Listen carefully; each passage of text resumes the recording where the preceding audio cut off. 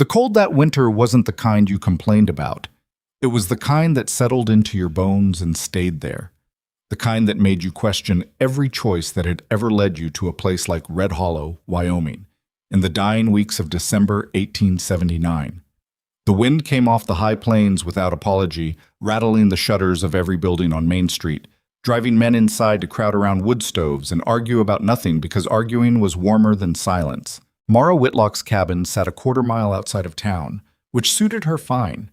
It was small, one room, really, with a sleeping loft crammed under a low ceiling and a kitchen that took up most of the ground floor.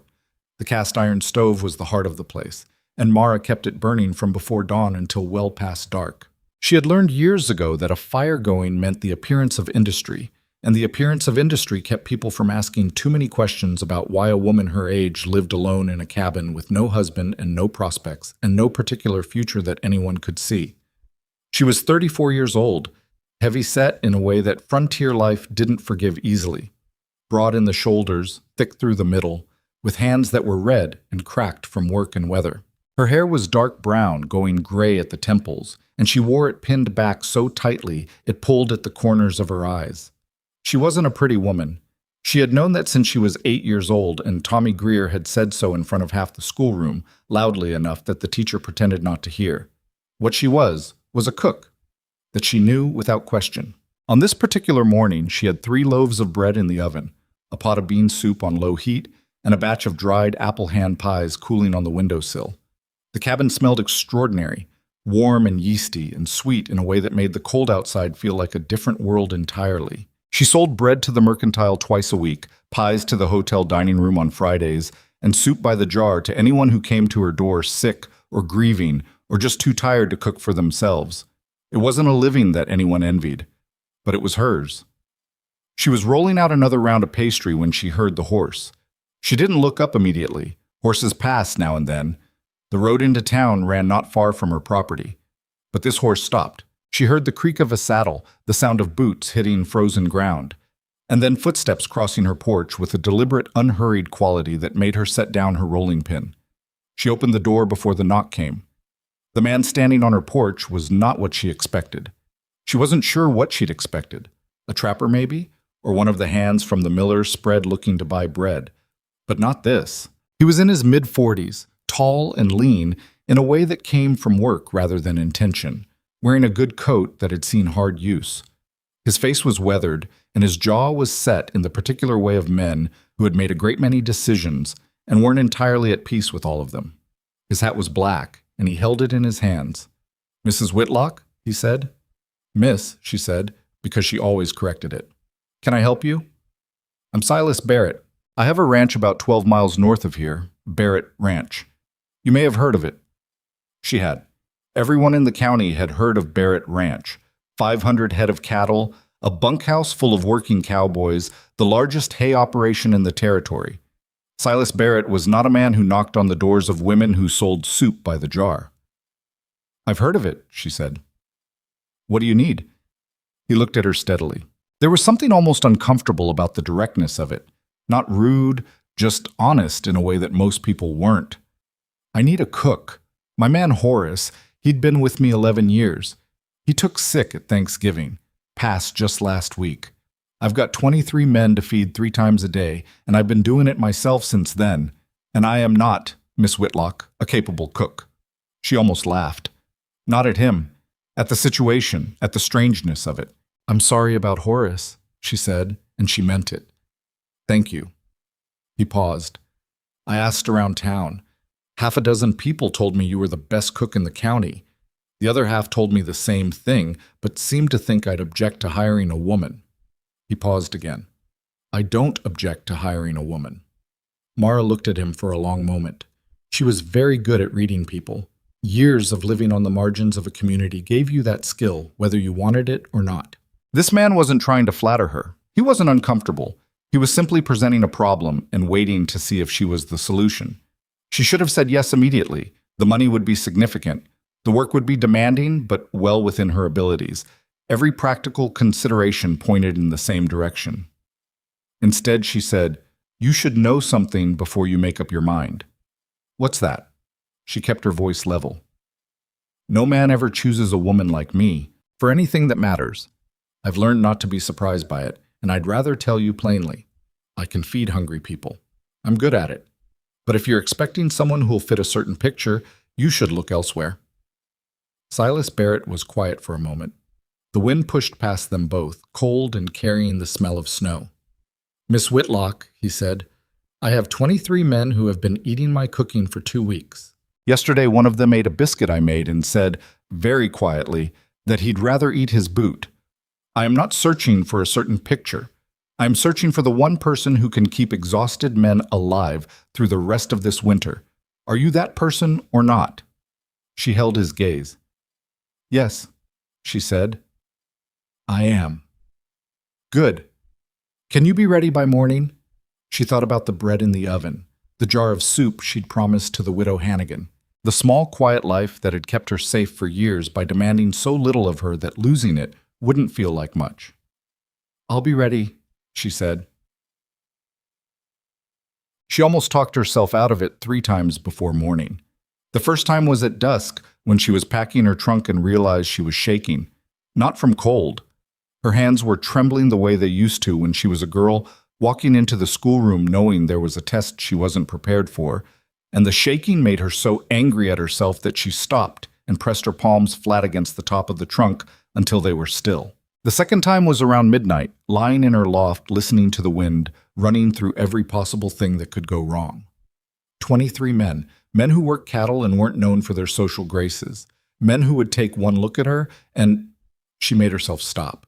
She'd heard everything men could say. She'd survived all of it.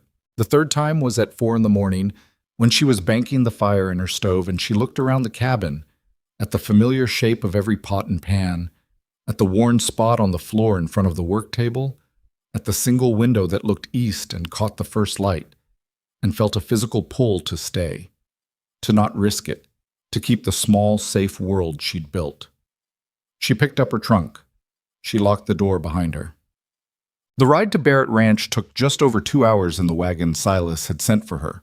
The driver was a young cowboy named Dell who had almost nothing to say, which suited her fine.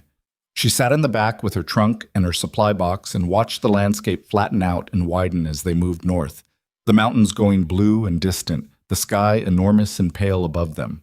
Barrett Ranch announced itself with distance. She saw the smoke from the bunkhouse chimney a full mile before she saw the buildings. The main house set on a slight rise, the bunkhouse long and low beside it, the barn and outbuildings arranged in a loose cluster that had the look of having grown up without much planning. Everything was functional. Nothing was decorative. There were horses in the corral and a man splitting wood near the barn who didn't look up when the wagon passed. Dell pulled up to the back of the main house and climbed down. "Kitchen's through there," he said, jerking his head toward a side door. He reached up and took her trunk down from the wagon bed with more ease than she expected. "Mr. Barrett said to tell you. Breakfast is at 5:30, dinner at noon, supper at 6. He didn't say anything else particular." "Thank you, Dell." He nodded and led the horses toward the barn. She picked up her supply box and went to find the kitchen. It was a wreck. Not dirty. She'd been prepared for dirty, but disordered in the specific way of a space being used by someone who didn't understand it. Pots stacked wrong, flour spilled and not wiped up, the fire in the stove built too high and burning unevenly. There was a pot of something sitting on the back burner that she lifted the lid of and then replaced immediately, trying to compose her expression. "That bad?" She turned. Silas Barrett was standing in the doorway to the main house, still in his coat, looking at the pot with an expression of resigned acceptance. "What was it supposed to be?" she asked. "Stew." She set her supply box on the work table. "I'll start fresh. The men eat at 5:30? "They do. There are 23 of them. Most of them eat like they're being timed, and they'll be coming in cold and tired." He paused. "I should tell you, some of them may not be. They're not accustomed to..." "A woman in the kitchen," she said, "or a woman who looks like me?" He met her eyes. "Both, if I'm honest." "I appreciate the honesty." She found an apron on a hook and put it on. "I've been dealing with both situations most of my life, Mr. Barrett. I find the best response is to make sure the food is so good they forget to be rude about it." Something moved in his face. Not quite a smile, but something adjacent to it. "I'll leave you to it then," he said, and went back through the door. She had 2 hours. She used every minute. The staples were adequate: dried beans, salt pork, canned tomatoes, potatoes in the root cellar, a good supply of flour and lard. She found dried herbs on a shelf above the window that someone had had the sense to store, and there was a half-smoked ham hanging in the back larder that changed her plans considerably for the better. She made bean soup with the ham bone and smoked pork. She made biscuits, proper ones, lard-based, with enough salt and a little sugar to give them depth. She found dried apples and made a quick compote with cinnamon and a little molasses that could serve as both sweetener and dessert. She made strong coffee and kept it hot. At 5:25, she heard boots on the porch. At 5:28, the bunkhouse door opened and 23 men came in from the cold. She was ready for the looks. She got them. Some of the men came through the door and stopped so abruptly that the men behind them ran into their backs. There was murmuring. She heard, without straining for it, a voice near the back of the room say something low that made 2 or 3 others snicker. She ladled soup. She put biscuits in a basket. She kept her face absolutely neutral. The man who came to the front of the line first was big, nearly 6 feet, built like a draft horse, with a red beard and a scar through his left eyebrow. He looked at her for a moment with the flat, assessing look of a man who had nothing to prove and nothing to spare. "You the new cook?" he said. "I am. Mara Whitlock." He picked up a biscuit, examined it, took a bite, chewed. His expression did not change. "Jim Tanner," he said. "I'm the foreman." He took his bowl and went to sit down. The man behind him, younger, with the look of someone who had something to say and was deciding whether to say it, opened his mouth. "Don't," said Jim Tanner from the table without looking up. The young man closed his mouth and held out his bowl. It wasn't acceptance, but it was a beginning. After supper, she washed up alone. The men had eaten more than she'd expected, and the room smelled of food and coffee and wood smoke, which was a better smell than whatever the kitchen had held before she arrived. She was scrubbing the soup pot when she heard the side door open. She expected Silas. It was not Silas. It was a boy, maybe 7 years old, in an oversized coat with a hat pulled down over his ears. He stood in the doorway with snow on his shoulders and an expression of absolute misery on his face. Is there—" He stopped. His lip was trembling. She put down the pot. "Come in. You're letting the cold in." He came in. She put him near the stove and looked at him, not sick, just cold and hungry, and trying very hard not to cry. "What's your name?" "Caleb. Caleb Pryor. My pa works here." "Where's your pa right now?" "Bunkhouse. He doesn't know I'm here." He swallowed. "I was coming from the main road. My ma sent me to bring my pa a letter, and I got turned around in the dark and I couldn't—" He stopped again. She got him a bowl of soup and 2 biscuits and set them in front of him. He ate without being asked, which told her everything about how hungry he was. She watched him for a moment, then went back to her washing up. "You don't have to stay out here alone," she said without looking at him. "I'll send word to your father when I'm done." Caleb looked up from his soup. "You're not going to yell at me?" "For what?" "For coming in uninvited." "You were cold and hungry and scared," she said. "That's not something to yell at a person for." He considered this. "The cook we had before, Horace, he used to yell at me if I even looked at the kitchen." "Well," she said carefully, "I'm not Horace." Caleb ate the rest of his soup. Then he said from behind his biscuit, "This is really good." She felt something ease in her chest that she hadn't realized had been tight all day. "Thank you," she said. "Eat the other one too. You look like you need it." She found out the next morning that Silas had seen her through the window. Caleb coming in from the cold. Her sitting him near the stove without fanfare or fuss. He didn't mention it directly, but something changed in the way he moved through the kitchen after that. Something small and hard to name. He started leaving the coffee pot in a place she could reach it easier. He fixed the hinge on the larder door without being asked. The days built on each other with the slow accumulation of winter. She learned the men the way she'd always learned her customers in town. By watching, not asking. By paying attention to what got left on plates and what disappeared first. to who came back for seconds of the bean soup, and who couldn't stand tomatoes, and who had a bad tooth and needed something soft. Within a week, she had a working map in her head of 23 men and their preferences, their complaints, their small rituals. She adjusted. Ed Waller, who'd had the snarky comment on her first night, she figured out within 3 days that he was mouthy when he was cold and almost human when he wasn't. She started having a cup of coffee ready for him before he'd even taken off his coat, without comment. He stopped making remarks. Frank Chu, the youngest cowboy at 19, who was deeply, desperately homesick for his family in San Francisco, she made rice once a week the way she'd been taught by a Chinese woman in town years ago. Plain, steamed right, something that at least gestured toward the familiar. Frank came to the kitchen one Thursday evening and stood in the doorway for a moment and then said, "How did you know?" She said she didn't know anything. She just figured everyone deserved one thing that felt like home. He nodded very carefully and left. Jim Tanner, the foreman, was the hardest read. He was not unkind to her. He was not anything to her, particularly. He simply did his work and expected others to do theirs, and he treated her with the same business-like neutrality he seemed to apply to everything. She respected it. She matched it. The one she hadn't figured out yet was Silas Barrett himself. He wasn't what she'd expected a wealthy ranch owner to be. He was quieter than she'd imagined, for one thing. Not the kind of quiet that was concealing something, but the kind that came from a man who was genuinely more comfortable observing than speaking. He ate his meals at the end of the long table in the bunkhouse with the rest of the hands, not separately, which surprised her. He wore the same worn coat every day and did not seem to own a better one. He worked harder than men 20 years younger. And after supper, 3 nights running, she came back to the kitchen from clearing tables and found him there, washing up. The first time she thought it was a coincidence. The second time she wondered if she'd misread the situation. The third time she came through the door and saw him at the wash basin with his sleeves rolled up, and she said, "You don't have to do that." He didn't look up. "I know. It's my job. You've been working since 4 this morning. So have you. I didn't cook 3 meals for 23 men." He handed her a clean pot.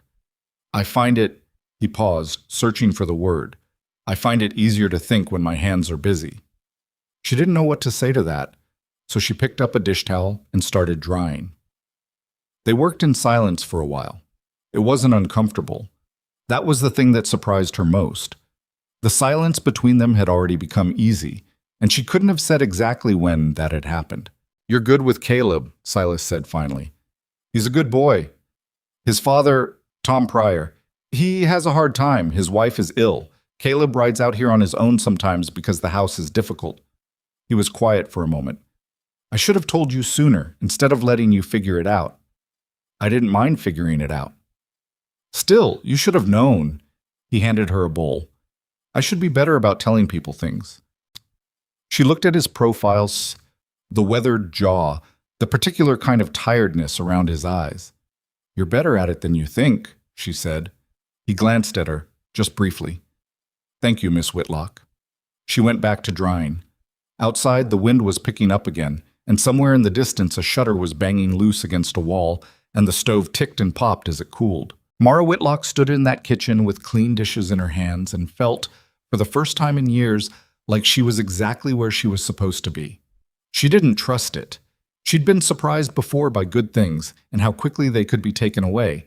But she stood there another 10 minutes until all the dishes were done, and she didn't say anything to ruin it, and neither did he. The blizzard came without much warning on a Thursday in January. The sky had been dirty and low all morning, and Jim Tanner came in at noon dinner with snow in his beard and said to nobody in particular that it had the look of a bad one.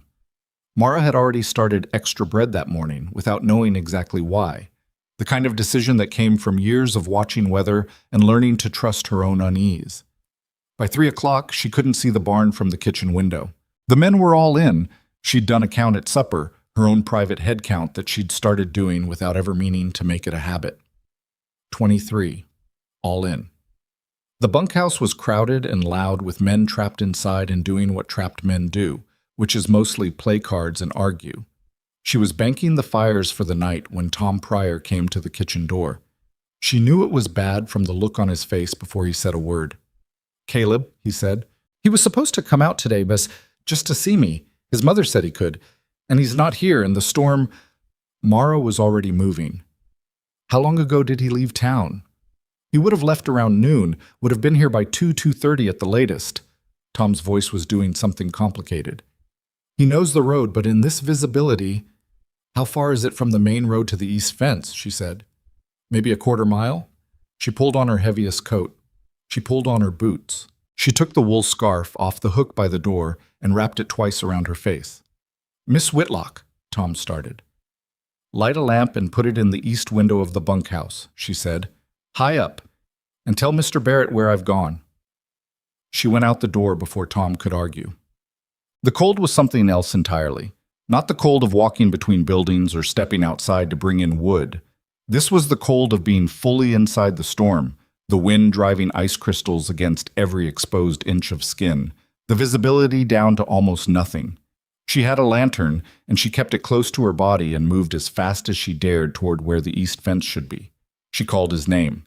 The wind took it immediately. She kept moving. She'd grown up in country like this. Not here, further east, but the same sky, the same weather. And she knew the way a blizzard played tricks with sound and direction. She kept the light of the bunkhouse window at her back as long as she could see it, using it like a compass point. She almost missed him. He was in the lee of the fence post, curled as small as he could make himself, and the snow was already building up against him in a way that, in another hour, would have become something she didn't want to think about. She saw a flash of the coat, the oversized one he'd been wearing the night he came to her kitchen, and lunged toward it. Caleb. He looked up at her. His face was white and his eyes were not quite focused, and he said, Miss Whitlock? In a voice so small she felt it more than heard it. Can you stand? I think... He tried and made it halfway, and she got her arm under him and the rest of the way herself. He weighed less than she'd expected. She wrapped her coat around him as much as she could manage and turned back toward the light in the bunkhouse window. The walk back took twice as long as the walk out. The wind had shifted. The light was harder to keep sight of. At some point, Caleb stopped trying to walk on his own, and she was simply carrying him, and she was not going to think about how heavy he was, or how cold her face was, or how much her lungs were burning. She was going to think about the light in the window and the next step and nothing else. The bunkhouse door opened when she was still 20 yards out. Silas came through it without a coat, moving fast, and took Caleb from her arms with the careful urgency of a man who'd seen cold injury before and knew what it meant. Inside, he said. I know, she said, and followed him. Caleb was all right. It took hours of careful warming and hot broth in small amounts, and a lot of patient attention before they were sure, but he was all right. Tom Pryor sat beside his son and held his hand and didn't say much. The bunkhouse was quieter than she'd ever heard it. Mara sat on a bench near the stove with a blanket around her shoulders and her hands wrapped around a cup of coffee and tried to stop shaking, which was taking longer than she'd have liked. Silas sat down on the bench beside her. Not close, a respectable distance, but close enough that she was aware of him there. Neither of them said anything for a while.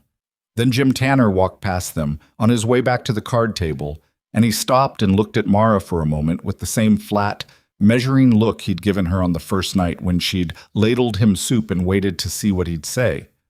Good cook, he said. He walked on. Mara looked at the coffee in her hands and thought about all the ways a person could be seen, all the different shapes it could take. She didn't say anything. She didn't need to. Beside her, Silas Barrett was quiet too, but his shoulder was approximately an inch from hers, and neither of them moved to increase the distance, and the stove threw heat against them both. And outside the blizzard was doing whatever blizzards do, and inside the bunkhouse 23 men were alive and fed and warm. She had done that. She sat with it for a while, the strangeness of being useful, of mattering, of having it be so plain and so visible that even she couldn't argue with it. The shaking had almost stopped by the time she got up to make sure the fires were properly banked for the night. She tucked the blanket around Caleb's feet on her way past, and Tom Pryor looked up and said, Miss Whitlock. And she shook her head, because there wasn't anything to say that the night hadn't already said for them both. She went back to her kitchen. She put the coffee pot on for morning. She did not feel beautiful. She did not feel like the heroine of anything. She felt tired and cold and more alive than she had in years. And she stood at her stove in the dark with her hands still trembling slightly and thought that maybe Maybe she had finally landed somewhere that was worth the landing. The morning after the blizzard, Barrett Ranch woke up slowly. The storm had blown itself out sometime before dawn, leaving behind a silence so complete it had its own weight. The snow was 3 feet deep against the north wall of the bunkhouse, and the world outside was white and flat and painfully bright, the kind of brightness that made your eyes water if you weren't careful. Mara had been up since 4, same as every morning, and by the time the first men came stumbling through the kitchen door, she had oatmeal on the stove and fresh bread ready, and coffee so strong it could have stood up on its own. Nobody mentioned the night before. That was the way of working men. Things happen. You got through them. You came to breakfast. Caleb Pryor had been taken home by his father at first light, wrapped in 2 blankets on the back of a horse, looking considerably more like himself than he had the previous evening. Tom had come to the kitchen door before he left, just briefly, and he hadn't said anything that she could remember now. Just looked at her for a moment in a way that she understood completely and didn't need words to decode. She put extra brown sugar on the oatmeal table and didn't make anything of it. What she noticed, though, and she noticed most things, was that the quality of the silence in the bunkhouse had changed. The first morning she'd served breakfast, it had been the silence of men sizing up something unfamiliar, deciding what they thought. This morning, it was different. She couldn't have explained the difference to anyone, but she felt it the way you feel a change in weather before the clouds arrive. Something had shifted. Ed Waller, who had been the most reliably mouthy of the bunch, came in, took his coffee from the counter without a word, sat down, and then looked up and said, "You want me to chop extra wood today? Stove will need it after last night." She looked at him. "That would be useful. Thank you, Ed." He grunted and went back to his coffee. It was not a dramatic moment. It was not the kind of thing that would make a story anyone told later. But she filed it away because she had learned that the small moments were the ones that actually counted, and that real change almost never announced itself. She was refilling the coffee pot when Jim Tanner appeared beside her. He had the habit of moving quietly for a man his size, and she'd stopped being startled by it after the first week. "Caleb get home all right?" he asked. "His father took him at sunrise. He was eating on his own last night before they left, so I expect he's fine." Jim nodded once. "Good. Then, the east pasture fence took some damage in the storm. I'm taking 4 men out after breakfast to fix it. We'll be back for noon dinner, but it might run late." "I'll keep it warm," she said. He nodded again and left. That was the extent of it. A brief, practical exchange about fence repair and meal timing. But what she understood it to mean, in the language of a man like Jim Tanner, was something considerably more than it appeared. She kept it warm. She always did. February arrived and the cold stayed, which was no surprise to anyone who'd spent a winter on the Wyoming plains. The work of the ranch did not stop for cold. Horses still needed feeding, cattle still needed checking, fences still broke in ways that required human hands to fix them in temperatures that made your fingers go numb inside of 10 minutes. Mara watched the men come in and go out and come in again and learned the rhythm of the place the way she had learned every kitchen she'd ever worked in, by paying attention to what it needed and then providing it before she was asked. She started making lunch packages for the men who'd be out all day.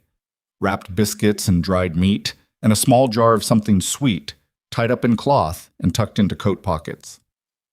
Nobody had asked her to do this. She just noticed that men working in extreme cold burned through their reserves faster than they realized, and that a man who'd been swinging a fence post in 12-degree weather for 4 hours was in no condition to wait until 6 o'clock for a hot meal. Frank Chu looked at the package she handed him one morning with an expression of pure confusion. "What's this?"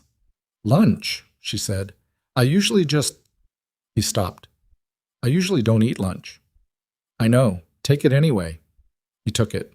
He came back that evening looking slightly less hollow-eyed than he usually did after a full day out, and he said, while hanging up his coat, "The biscuit was still warm at noon. How did you—" "Wrap it close to your body," she said. "Inside coat, not outside." Frank stared at her.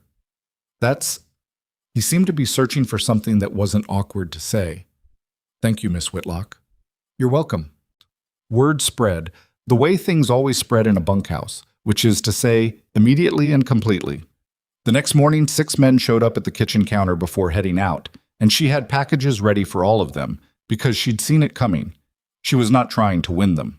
That was the thing she had to keep telling herself, because there was a version of this where she was performing, cooking the right things, doing the thoughtful gestures, being useful in strategic ways to earn goodwill she needed for her own safety. And some of that was true. She couldn't pretend otherwise.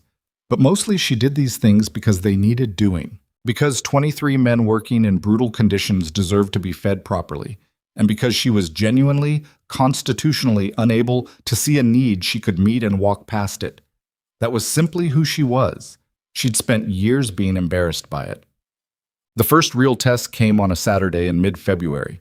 A supply wagon had come out from Red Hollow the previous day. Flour, salt, canned goods, a new case of coffee. And the delivery man had helped unload it and then stayed for supper, which she'd provided without ceremony because that was simply what you did. The delivery man's name was Walt Gruber, and he worked for the mercantile in town, and he had the particular quality of a man who found himself funny when he mostly wasn't. At supper, Walt Gruber sat at the end of the table and looked at Mara carrying a heavy pot from the stove to the serving area and said loudly, "Barrett, I didn't know you'd hired yourself a full cook's operation. Where'd you find this one? Had to import her special?" He laughed at his own joke. One of the younger cowboys, a new hire named Pete she hadn't fully gotten the measure of yet, laughed too, the automatic laugh of a boy trying to fit in. The table went quiet in a specific way. Mara set the pot down. She didn't drop it or bang it. She set it down and straightened up and looked at Walt Gruber with an expression that she'd had a long time to develop. The expression of a woman who has heard every version of this particular remark and has decided that losing her dignity over it is not worth the energy. "Help yourself to the beef stew, Mr. Gruber," she said. "There's biscuits on the right." Walt laughed again, a little less certainly this time. From the far end of the table, Jim Tanner said, without any particular emphasis, "That'll do, Walt." And the thing about Jim Tanner was that when he said something would do, it did. Walt Gruber took his stew and ate it in silence for the rest of the meal, and Pete the new hire studied the table in front of him with great concentration. Afterward, when Mara was washing up, she heard the bunkhouse door and then boots on the kitchen floor, and she expected it to be Silas, but it was Jim. He stood in the doorway with his hat in his hands. "I should have said something sooner," he said. "You said something," she said. "Not soon enough." She looked at him. "Jim, I've been managing men like that since before you were born, probably. I don't need defending." "That's not—" He stopped. Thought about it. "That's not why I said anything." "I know," she said. "Thank you." He put his hat back on and left. She went back to the dishes. Done. But there was still Pete. Pete Holloway was 19, maybe 20, with a sunburned nose and the skittish quality of a young man who'd had something knocked out of him somewhere along the way. Some confidence, some steadiness, and who compensated for it by following the lead of whatever man seemed most certain in any given moment. Walt Gruber had seemed certain, briefly, and Pete had followed without thinking, the way a dog follows a person who might have food. She didn't write him off. She'd learned not to write off the ones who laughed because they were scared. The ones who were genuinely mean were different. You could see it in a different place, somewhere behind the eyes. Pete just looked lost. She started leaving a biscuit on the counter at odd hours. Not specifically for Pete, just on the counter. Available. If someone came in from a late shift cold and hungry, there it was. Pete came in around 9 one night, frozen through from a fence repair that had run long, and stopped when he saw the biscuit. Looked around like he expected it to be a trap. Picked it up carefully. "It's just a biscuit," she said from the work table where she was prepping the next day's bread. He almost dropped it. "I didn't see you there." "That's all right." He ate the biscuit standing up, the way young men ate when they were starving and trying to pretend they weren't. She kept working. "I didn't mean anything," Pete said finally.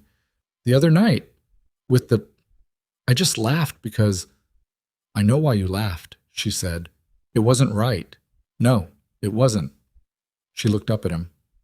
"But you're saying so, which counts for something." Pete looked at the floor. He had the pained expression of someone in the middle of a moral development they hadn't expected and weren't sure they were equal to. "My ma was... People were unkind to my ma sometimes," he said, "because she had a hard time. And I just laughed at you the same way, and I..." He stopped. Mara set down her bread knife. She looked at this skinny, sunburned, ashamed boy and thought about all the men she'd met who'd gotten to their 30s and 40s and never once had this particular moment, never once connected their behavior to a cost paid by a person who looked like someone they loved. "Pete," she said, "go to bed. You've got an early morning." He nodded miserably. "And tomorrow night there'll be apple cake. Don't tell the others you heard it from me." He looked up at her, startled. She was already back to her bread. He left. She heard him in the hallway telling someone in a low voice something about apple cake, and she shook her head and kept working. She had been at Barrett Ranch for 6 weeks when Silas asked her if she needed anything. This was not an unusual question. He checked in with her about supplies every week, a brief and businesslike inventory of what was running low and what needed ordering. But this time he came into the kitchen on a Sunday afternoon when she'd been given the rare gift of nothing urgent to do for 2 hours, and she was sitting at the work table with a cup of tea and a battered copy of a novel someone had left in the kitchen 3 owners ago. And he stopped when he saw her reading, like he'd walked into a room he hadn't expected to find occupied. "I can come back," he said. "You own the building," she said. "I think you're allowed to come in."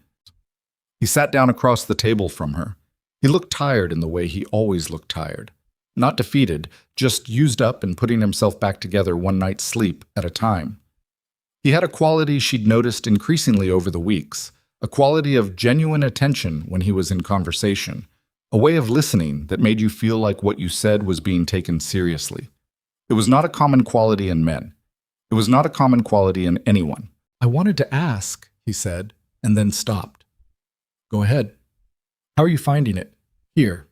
He paused again. "I know when I hired you, I said the men might take some time to come around, and I'm aware I know it hasn't been entirely." "Mr. Barrett," she said, "I'm fine." "Are you?" She looked at him. The afternoon light came in low through the west window and made the kitchen look softer than it was. "I'm not always fine," she said, because it seemed like he deserved the honest answer rather than the convenient one. "Sometimes Ed Waller says something, and I go into the larder for a minute. Sometimes I look at the bunkhouse full of people who didn't ask for me and didn't particularly want me, and I think about my cabin and how quiet it was." She wrapped both hands around her tea. "But I'm more fine here than I was there, if that makes sense." He was quiet for a moment. "It does," he said. "What made you come ask?" Something moved in his expression. "I saw you in the larder," he said, "last week. After Waller said what he said about, I'm not sure exactly what he said, but I saw your face before you went in." He looked at the table. "I should have addressed it then. I didn't. I find I'm often a few beats behind where I should be." Mara thought about that. About a man who watched carefully enough to notice her face before she managed to control it, and then sat with the guilt of not having acted for a week before finding a way to bring it up. "You're hard on yourself," she said. "I have reason to be sometimes." "Everyone does." She picked up her book. "For what it's worth, Jim Tanner handled it. And Ed Waller has been perfectly civil since. People have more capacity to change than we usually give them credit for, in my experience." Even Waller. Don't tell him I said so. He'll ruin it by being smug about it."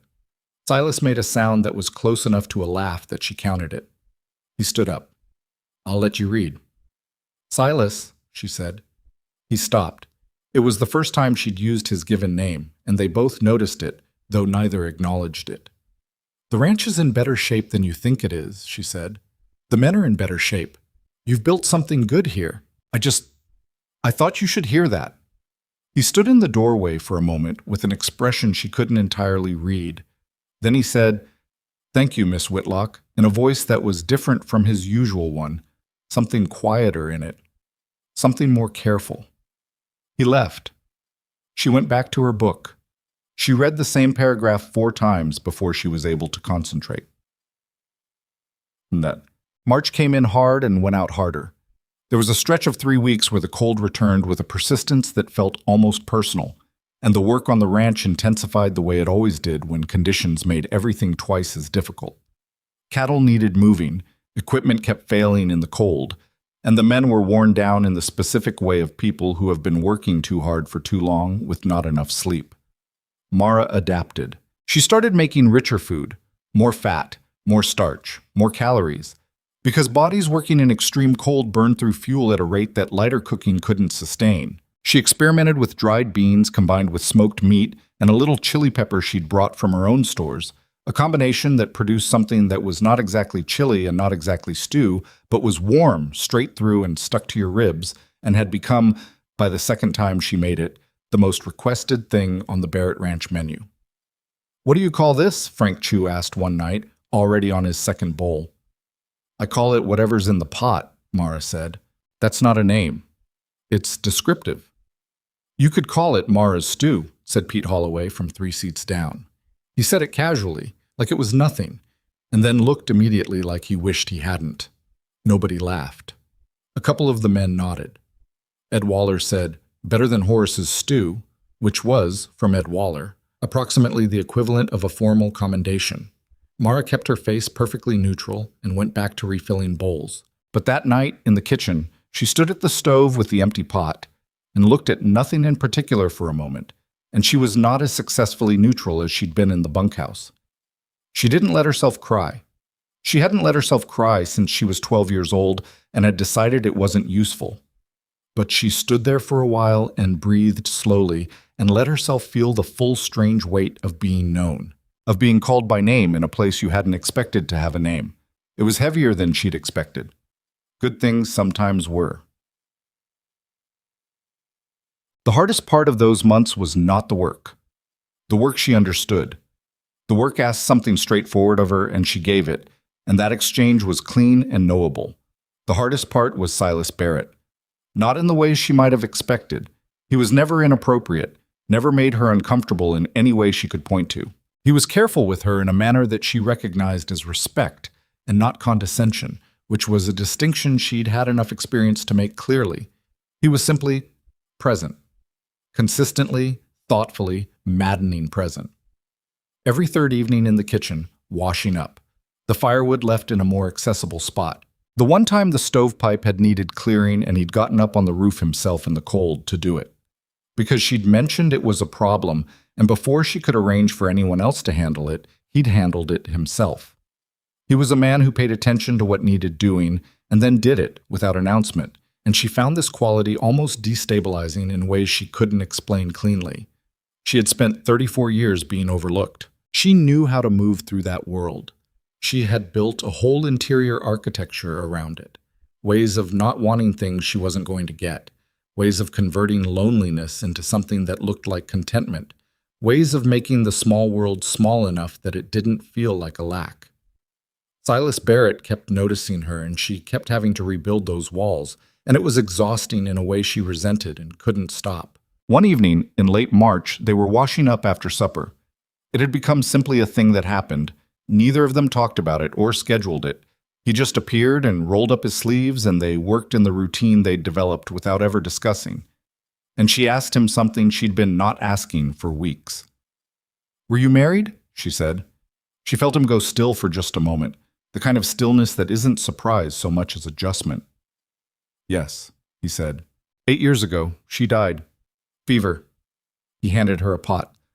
"We had 3 years together, good years. I'm sorry." "Thank you." He was quiet for a moment. "You?" "No," she said. "I was close once.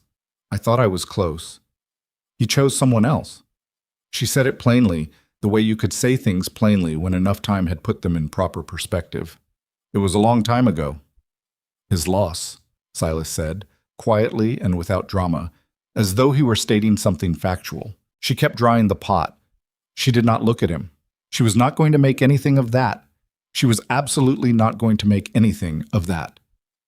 "I shouldn't have said that," he said after a moment. "Don't apologize for it." "I'm not apologizing for it. I'm just—" He seemed to be choosing carefully. "I'm aware that you're my employee and that this is your place of work, and I don't want to make it complicated." "Then don't make it complicated," she said. And then, because she was trying to be honest even when honesty was inconvenient, "I don't want it complicated either, but I don't want you to take back what you said." The silence in the kitchen stretched out. The fire popped in the stove. "All right," he said finally. "All right," she said. They finished the washing up. She went to bed. She lay in the small room off the kitchen that had become hers over these weeks and looked at the ceiling and thought about what it meant to be at 34 years old, still capable of wanting things she'd taught herself not to want. She didn't sleep for a while, but eventually she did. Spring arrived the way it always did in Wyoming, not all at once, but in pieces. A warm day followed by a hard frost, mud that made everything twice as difficult. The particular exhausted relief of men who had survived another winter on the open range. The cattle had come through better than expected. 3 new calves in the first week of April. Silas walked into breakfast that morning looking as close to pleased as she'd seen him. 3 calves, she said before he sat down. He stopped. How did you know? Tom Pryor can't keep a secret when he's happy. Also, you have straw on your coat and it's from the south barn, which is where you were keeping the pregnant ones. She poured his coffee. Are they all right? 2 are fine, 3rd one's small. We're watching it. I'll make extra of the oatmeal. Send it out with someone in a bucket. Cold morning and the men will be out there a while. He sat down. He looked at her with the expression she'd seen more and more frequently over the winter. The one she hadn't figured out completely yet, the one that was somewhere between gratitude and something else she wasn't going to name. What would I do without you, he said, and it wasn't quite a question. Eat more terrible stew, she said, and your men would all be considerably thinner. He almost smiled. She went back to the stove. The bunkhouse was filling up behind her with men coming in for breakfast, and the noise of 23 people talking and the smell of oatmeal and coffee and bread filled up the morning the way it always did. And Mara moved through it knowing exactly where everything was and what everyone needed and who would want seconds and who was still half asleep and needed the coffee brought closer to their elbow. And the work was hard and the hours were long and her feet ached by noon every day. And she thought, she could not help but think, that she had never in her life been less invisible. That was something. It was as she was slowly understanding a great deal. Outside, spring was finishing its argument with winter, and the mud was deep, and the small calf in the south barn was being watched over carefully by men who had been watching over things together long enough to do it without being asked. The ranch was alive in a way that winter had obscured, and at the center of it, in the kitchen that was no longer a wreck, with fires that were properly banked and pots that were properly stacked and a work table that had a worn spot in front of it that was new, meaning she had made it, Mara Whitlock fed people and was fed in turn by the work of it. She was not happy the way people in stories were happy. She was better than that. She was the kind of satisfied that comes from having done something hard and found out that you were equal to it, from having been seen clearly by people who didn't flatter, and discovering that what they saw didn't make them look away. She was 40 days into a job that was supposed to last the winter. She had stopped thinking about when it would end. Spring on the Wyoming plains had a way of making people careless. The cold loosened its grip slowly, grudgingly, the way a fist opens when it's been clenched too long. Not all at once, but finger by finger, and you never quite trusted it until you were 3 weeks into warm weather and the mud had finally started to dry. By mid-April, the pastures were going green and the cattle were moving easier, and the men came in from their work with something different in their faces, something lighter. The particular relief of people who have survived something and are only now beginning to believe it. Mara noticed it in the kitchen, too. The meals changed with the season the way they always did. Lighter broths, more greens from the kitchen garden she'd started behind the east wall of the main house, eggs from the 6 hens she'd negotiated out of Silas in March, with the argument that a ranch without laying hens was a ranch wasting money on something it could produce itself. He'd looked at her with that expression she'd come to recognize, the one that was somewhere between amusement and genuine consideration, and said he'd think about it. The hens arrived 4 days later. She had not said, "I told you so." But she had made a very good egg custard that Friday and left a portion on the small table by the door where Silas habitually left his hat, and he had not said anything about it either, but the plate had been empty by morning. That was how things were between them now. Small, deliberate, carefully unspoken things. A kind of language that had developed without either of them deciding to create it. The way paths get worn into ground by feet that keep returning to the same places, not because they planned to, but because that's simply where they kept ending up. The men noticed. Of course they did. 23 men living in close quarters with nothing much to do in the evenings but play cards and pay attention to their surroundings. They noticed everything. She knew they talked about it. She wasn't naive enough to think they didn't. But the talking stayed within the walls of the bunkhouse, and whatever Jim Tanner thought of it, he kept to himself, and the prevailing attitude seemed to be, if she'd read it right, something along the lines of, "The boss is his own business, and the cook is ours, and we're not going to do anything to make either of them miserable about it." She was grateful for that, more than she could say. What she was not prepared for was the week everything changed. What? It started with the stage from Cheyenne. She heard it pull into the yard on a Wednesday afternoon, which was unusual. The stage didn't typically stop at Barrett Ranch. The main line ran through Red Hollow. This one had a broken wheel spoke that needed repair, and the driver had made the reasonable decision that 12 miles of dirt road was preferable to waiting for the next wheelwright in town. Silas had a man who could do the repair, and the driver and his 2 passengers were invited to wait in the main house while the work was done. Mara was bringing a tray of coffee and food to the main house. It was automatic. It was what you did when guests arrived. When she heard the voice through the partially open door, it was a woman's voice, low and deliberate, and carrying the particular music of someone who had been taught very young that a well-modulated voice was a social instrument, and had practiced it until the music was entirely unconscious. "Silas, you really must come to Cheyenne before summer. The Hendersons are having their annual dinner, and you know how Eleanor Henderson feels about you. She's been asking after you for 2 years now. It's getting to the point where it's almost, 'I have a ranch to run, Claire.'" There's a small pause, the pause of a woman recalibrating. "You always have a ranch to run. That's always been the answer." Mara pushed the door open with her hip, tray in both hands. The woman on the settee looked up at her, and the quality of the look, immediate, total, and assessing, told Mara everything she needed to know about who this was and why she was here. She was beautiful in the way of women who have always been beautiful and have built their understanding of the world around it. Dark-haired and fine-boned in a traveling dress that cost more than Mara earned in 2 months, with the careful posture of someone who knew exactly how they looked at any given moment. She was perhaps 32, 33. Her eyes were very dark and very quick. "Thank you," Silas said. He was standing by the fireplace with the look of a man who would have preferred to be somewhere else. "Miss Whitlock, this is Claire Aldridge, an old acquaintance." "From Cheyenne," Claire said, with a smile that didn't reach the quick eyes. "And you must be the cook I've been hearing so much about." She said cook the way some people said other words. Not with venom exactly, but with a precision that made the word mean something slightly smaller than its dictionary definition. "Mara Whitlock," Mara said. She set the tray on the side table. "Coffee's fresh. There's bread and cold beef." "How lovely," Claire said. She looked at Silas. "She's very capable looking." The word landed the way it was meant to. Mara picked up the empty tray and left the room. She went back to the kitchen and stood at the work table and pressed her palms flat against the wood and breathed. Capable looking. 2 words chosen with surgical precision by someone who understood exactly what they were doing. Not ugly, capable. Not fat, capable. The kind of insult that had no edges you could grip that would slide right off if you tried to argue with it. That was designed specifically to diminish without ever providing a handhold for a response. She was 34 years old. She had heard worse. She had heard so much worse that this should have been nothing at all, a slight so minor it barely registered. She stayed at the work table for 3 minutes. Then she started on the supper preparations because supper needed making regardless of how she felt. Ed Waller came in for a cup of coffee mid-afternoon and found her cutting carrots with a focus and efficiency that made him stop in the doorway. "Everything all right?" he said. "Fine," she said.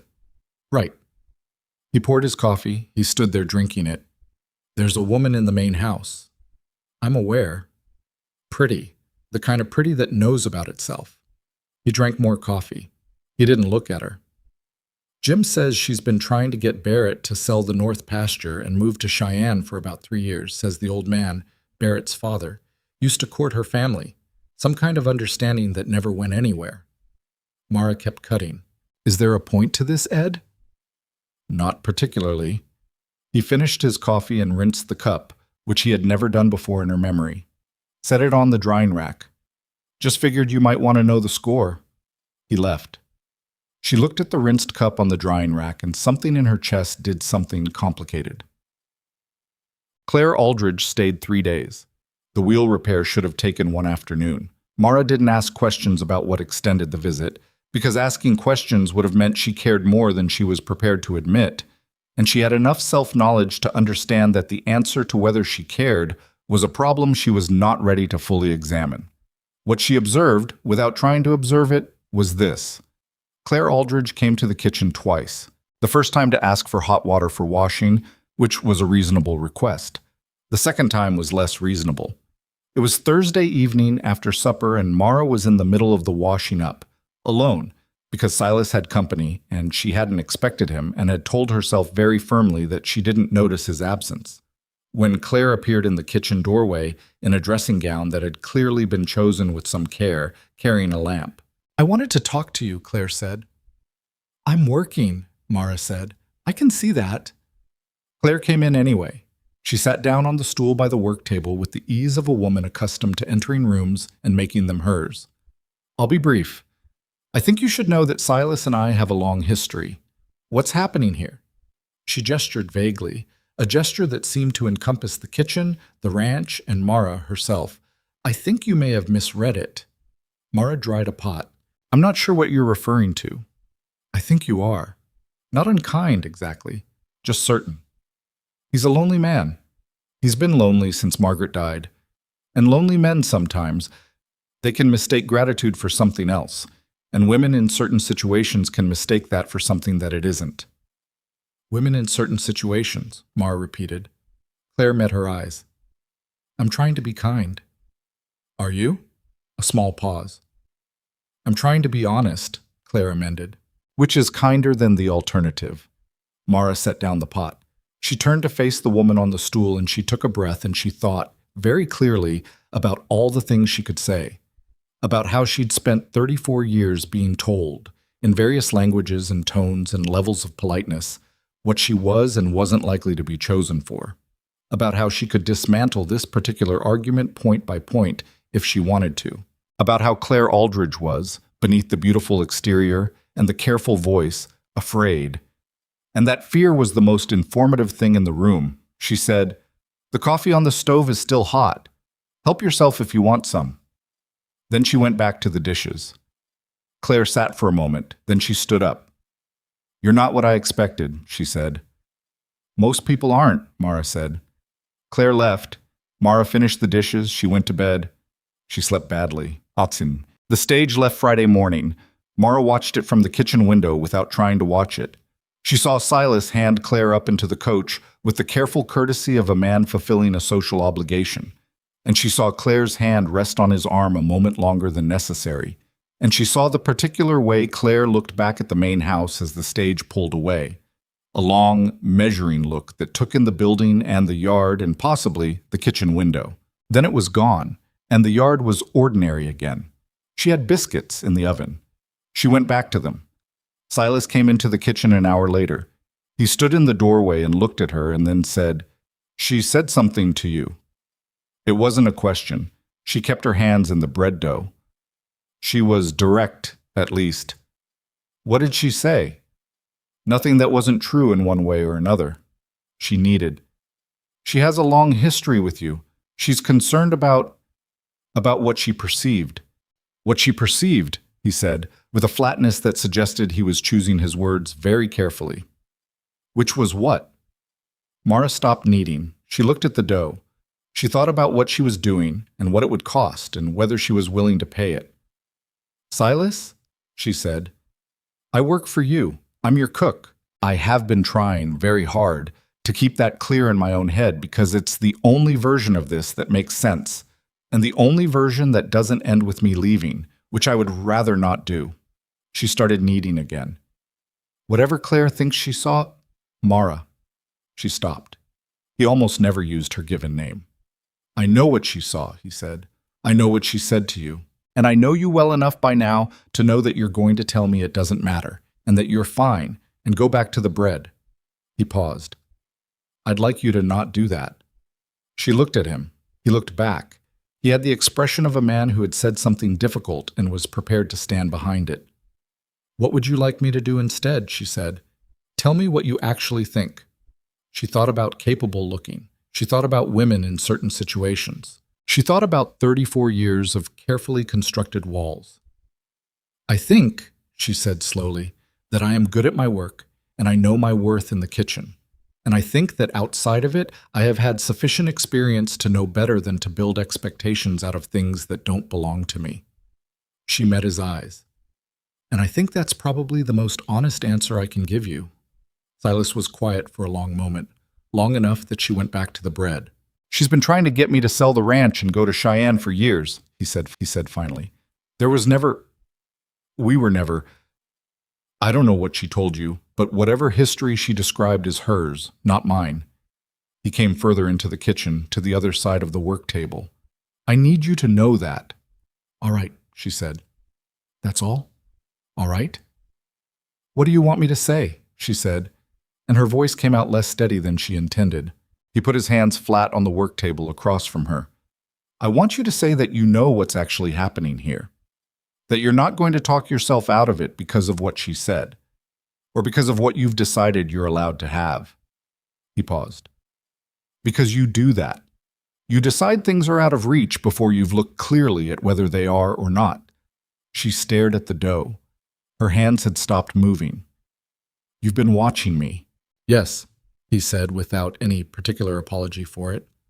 The kitchen was very quiet. Outside, someone was calling to someone in the yard.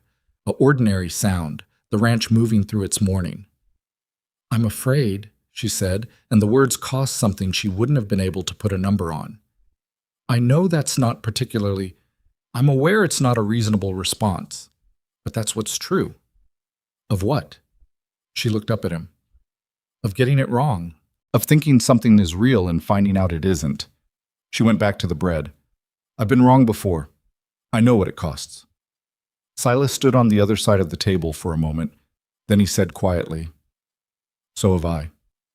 They looked at each other. "Then we'll both be careful," he said. She nodded. He left the kitchen.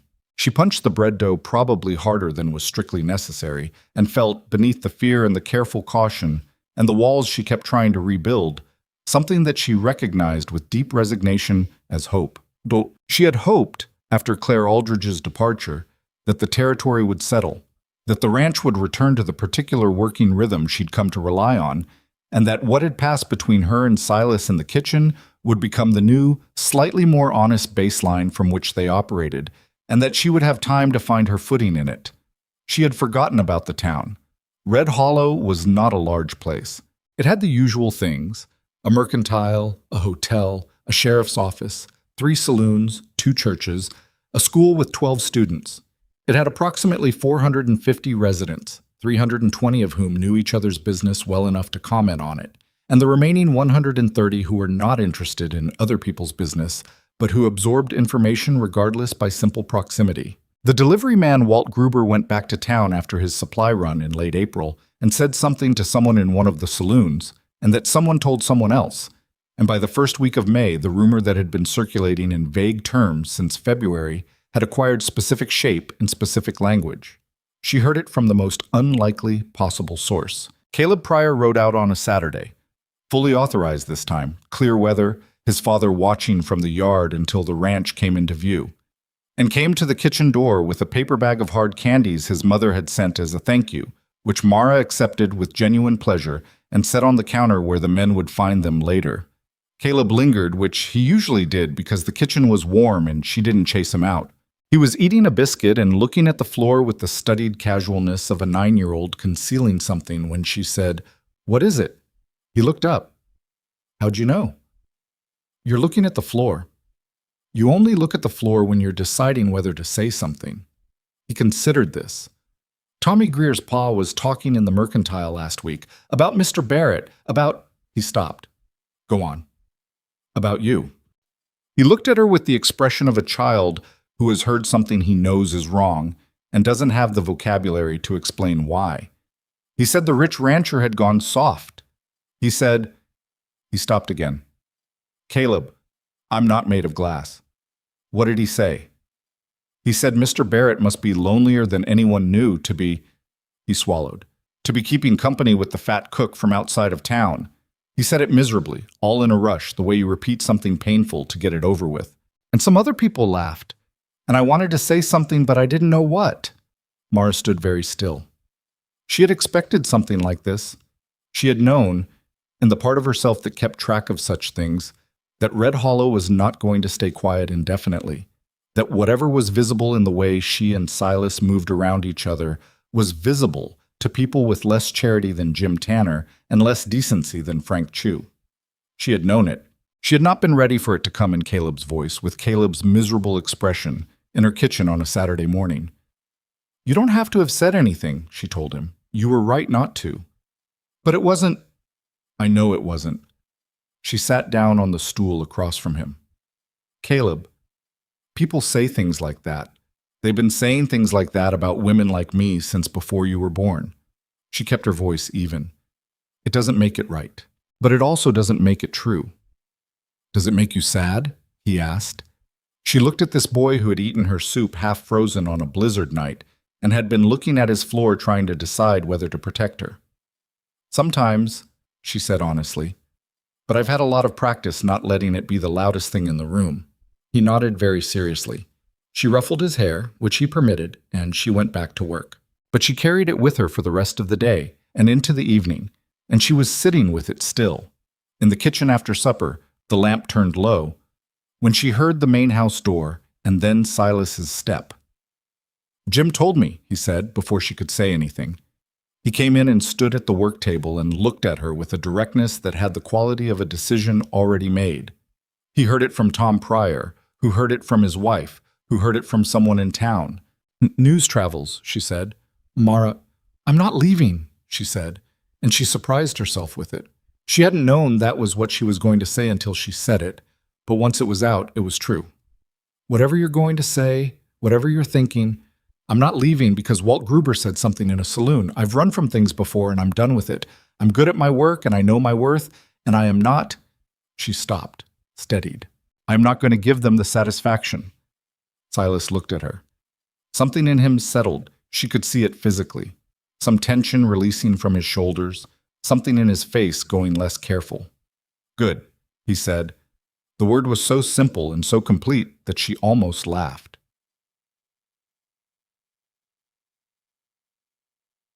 The public moment when it came was not staged. That was what made it matter.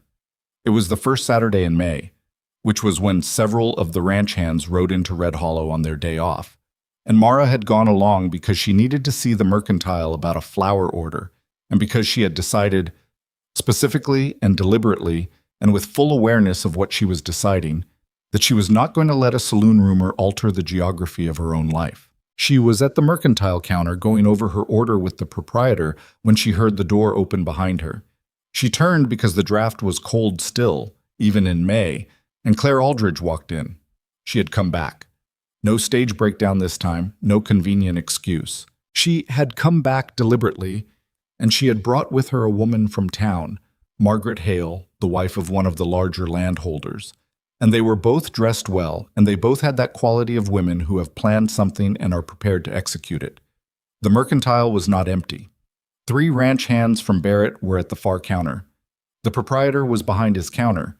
2 women from town were browsing near the dry goods. Claire looked at Mara and let the look do its work. "Miss Whitlock," she said warmly, carrying it like a gift. "I didn't know you came to town. I assumed you were kept quite busy out at the ranch." "I manage the supply orders," Mara said. She turned back to the proprietor. "Of course you do." Claire's voice pitched slightly, enough to carry without being obvious. "You're so wonderfully practical. It must be such a comfort to Silas having someone so thoroughly useful around, especially at this stage of his life, when the ranch is all he has." One of the ranch hands at the far counter had gone still. "The man deserves better than to be pitied," Claire continued to Mrs. Hale, as though the conversation had moved on, as though Mara were no longer directly in front of her. "A man of his position, his standing. But grief does strange things. You can't always account for—" "Mrs. Aldridge." It was Jim Tanner. He had come in behind them. She hadn't heard the door. And he was standing just inside it, hat in hand, with the flat expression he used when he had made a decision about something and wasn't interested in debate. "You're going to want to stop there." Claire turned to look at him. "I beg your pardon?" "I said stop." He wasn't loud, Jim Tanner was never loud, but he occupied space in a way that made loudness unnecessary. Whatever you're doing, it's finished. I was merely... The mercantile door opened again. Silas Barrett came in. She hadn't known he was in town. She hadn't known, and his face told her immediately that he'd heard something. From outside, through the window, she didn't know. And his face also told her that he'd heard enough. He looked at Claire Aldridge for a long moment. "Silas," Claire said, and her voice had shifted, something softer in it now, something that was making a last attempt. I know what you were doing," he said. His voice was very quiet. "I've known for a long time what you've been doing. I let it go because I didn't want a confrontation, and I told myself you'd stop." He looked at her steadily. "I was wrong to let it go. Silas, I'm asking you not to come to this ranch again." He said it in the same voice he used to give practical instructions to his men, clear and final and with no performance behind it. "And I'd ask you to think carefully about what you say in this town or any other about anyone who works for me." The mercantile was profoundly quiet. Claire's face went through several things very quickly. Then she collected herself with the dignity of a woman who had extensive practice at collecting herself, and she said, in a voice that was nearly steady, "You're making a mistake." "I've made several," Silas said. "This isn't one of them." Claire Aldridge looked, for just a moment, at Mara. Something crossed her face that was not the careful performance of the previous 10 minutes, but something raw, something that was, beneath the calculation and the cruelty, a kind of grief. Then she turned and walked out. Mrs. Hale followed, quickly and with evident relief. The mercantile door swung shut. The proprietor behind the counter made a small sound and went back to his ledger. The two women by the dry goods began talking with great focus about fabric. Jim Tanner put his hat back on and went to look at something on the far wall. One of the ranch hands, Pete Holloway, she realized, was looking at the floor with an expression she recognized from months ago when he'd stood in her kitchen with half a biscuit and the beginning of a conscience. Silas walked to the counter where she was standing. He did not touch her. He stood beside her, a foot away, and looked at the flour order on the counter. "What do you need?" he said. She had to wait a moment before she trusted her voice. 200 pounds of flour, she said, "and ask them about the cinnamon. Last order was short." "All right." He looked at the proprietor. "You heard her?" The proprietor heard her. The order was written up. They walked out together into the May afternoon, and the town of Red Hollow went on around them in its ordinary way, and Mara walked beside Silas Barrett on the main street of the town that had always overlooked her and felt, for the first time in her life, that she was not walking alone. It was not a perfect moment. She was still afraid, in the quiet way she was always afraid. There were still things between them that were unnamed and careful and would need to be navigated slowly by two people who had each been damaged by different things and didn't entirely trust easy outcomes. But she was there. She was chosen, plainly and publicly and without hesitation, by a man who knew exactly what he was choosing, and she let that be real without immediately looking for reasons it wasn't. She was not good at being chosen. She was going to have to learn. She figured she had time. Learning to be chosen was not a simple thing. Mara had expected it to get easier once the shape of it was clear.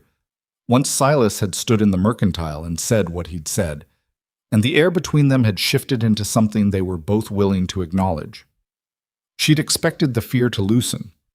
That was the logic of it. The thing you feared most happens, you survive it, the fear reduces proportionally. That was not how it worked. What happened instead was that the fear changed texture. Before, she'd been afraid of wanting something she wasn't going to get. Now she was afraid of having something she could still lose, which was a different kind of fear entirely and in some ways more persistent. She caught herself monitoring things. The length of a silence, the particular quality of an expression, the slight shift in Silas's voice when something was on his mind, with the careful attention of someone waiting for the ground to move. She knew she was doing it. She couldn't entirely stop. What helped mostly was the work. The work didn't require her to be brave about anything emotional. The work required flour and salt and timing and her hands knew what to do without her having to think about it, and there was a deep comfort in that. May moved into June with the particular momentum of a ranch in its busiest season. Branding, moving cattle to the summer pasture, fence repairs that revealed themselves as worse than expected, a stretch of 10 days so dry that Silas walked the pastures every evening looking at the sky with an expression she'd learned to read as controlled worry.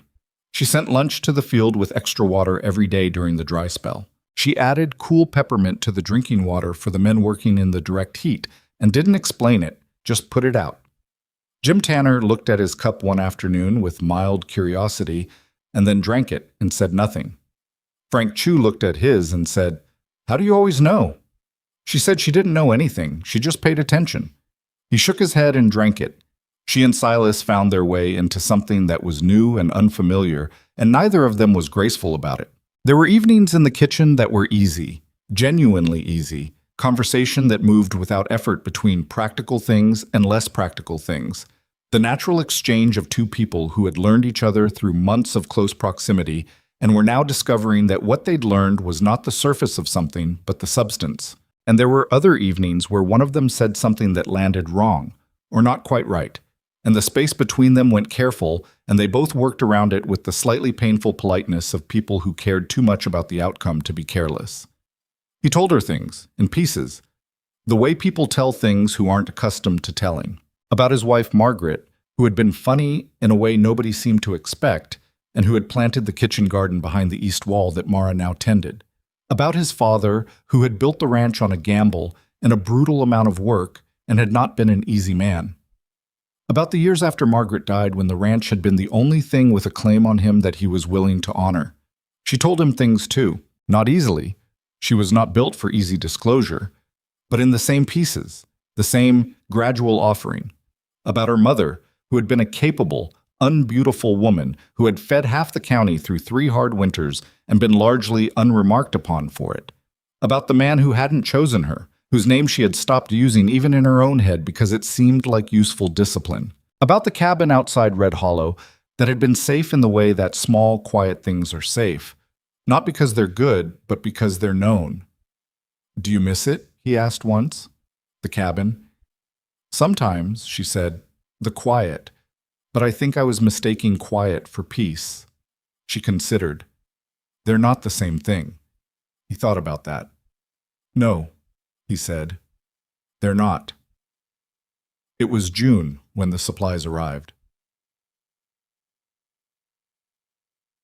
The order came from a new supplier out of Laramie, a contact Jim Tanner had arranged after the previous supplier increased prices without notice.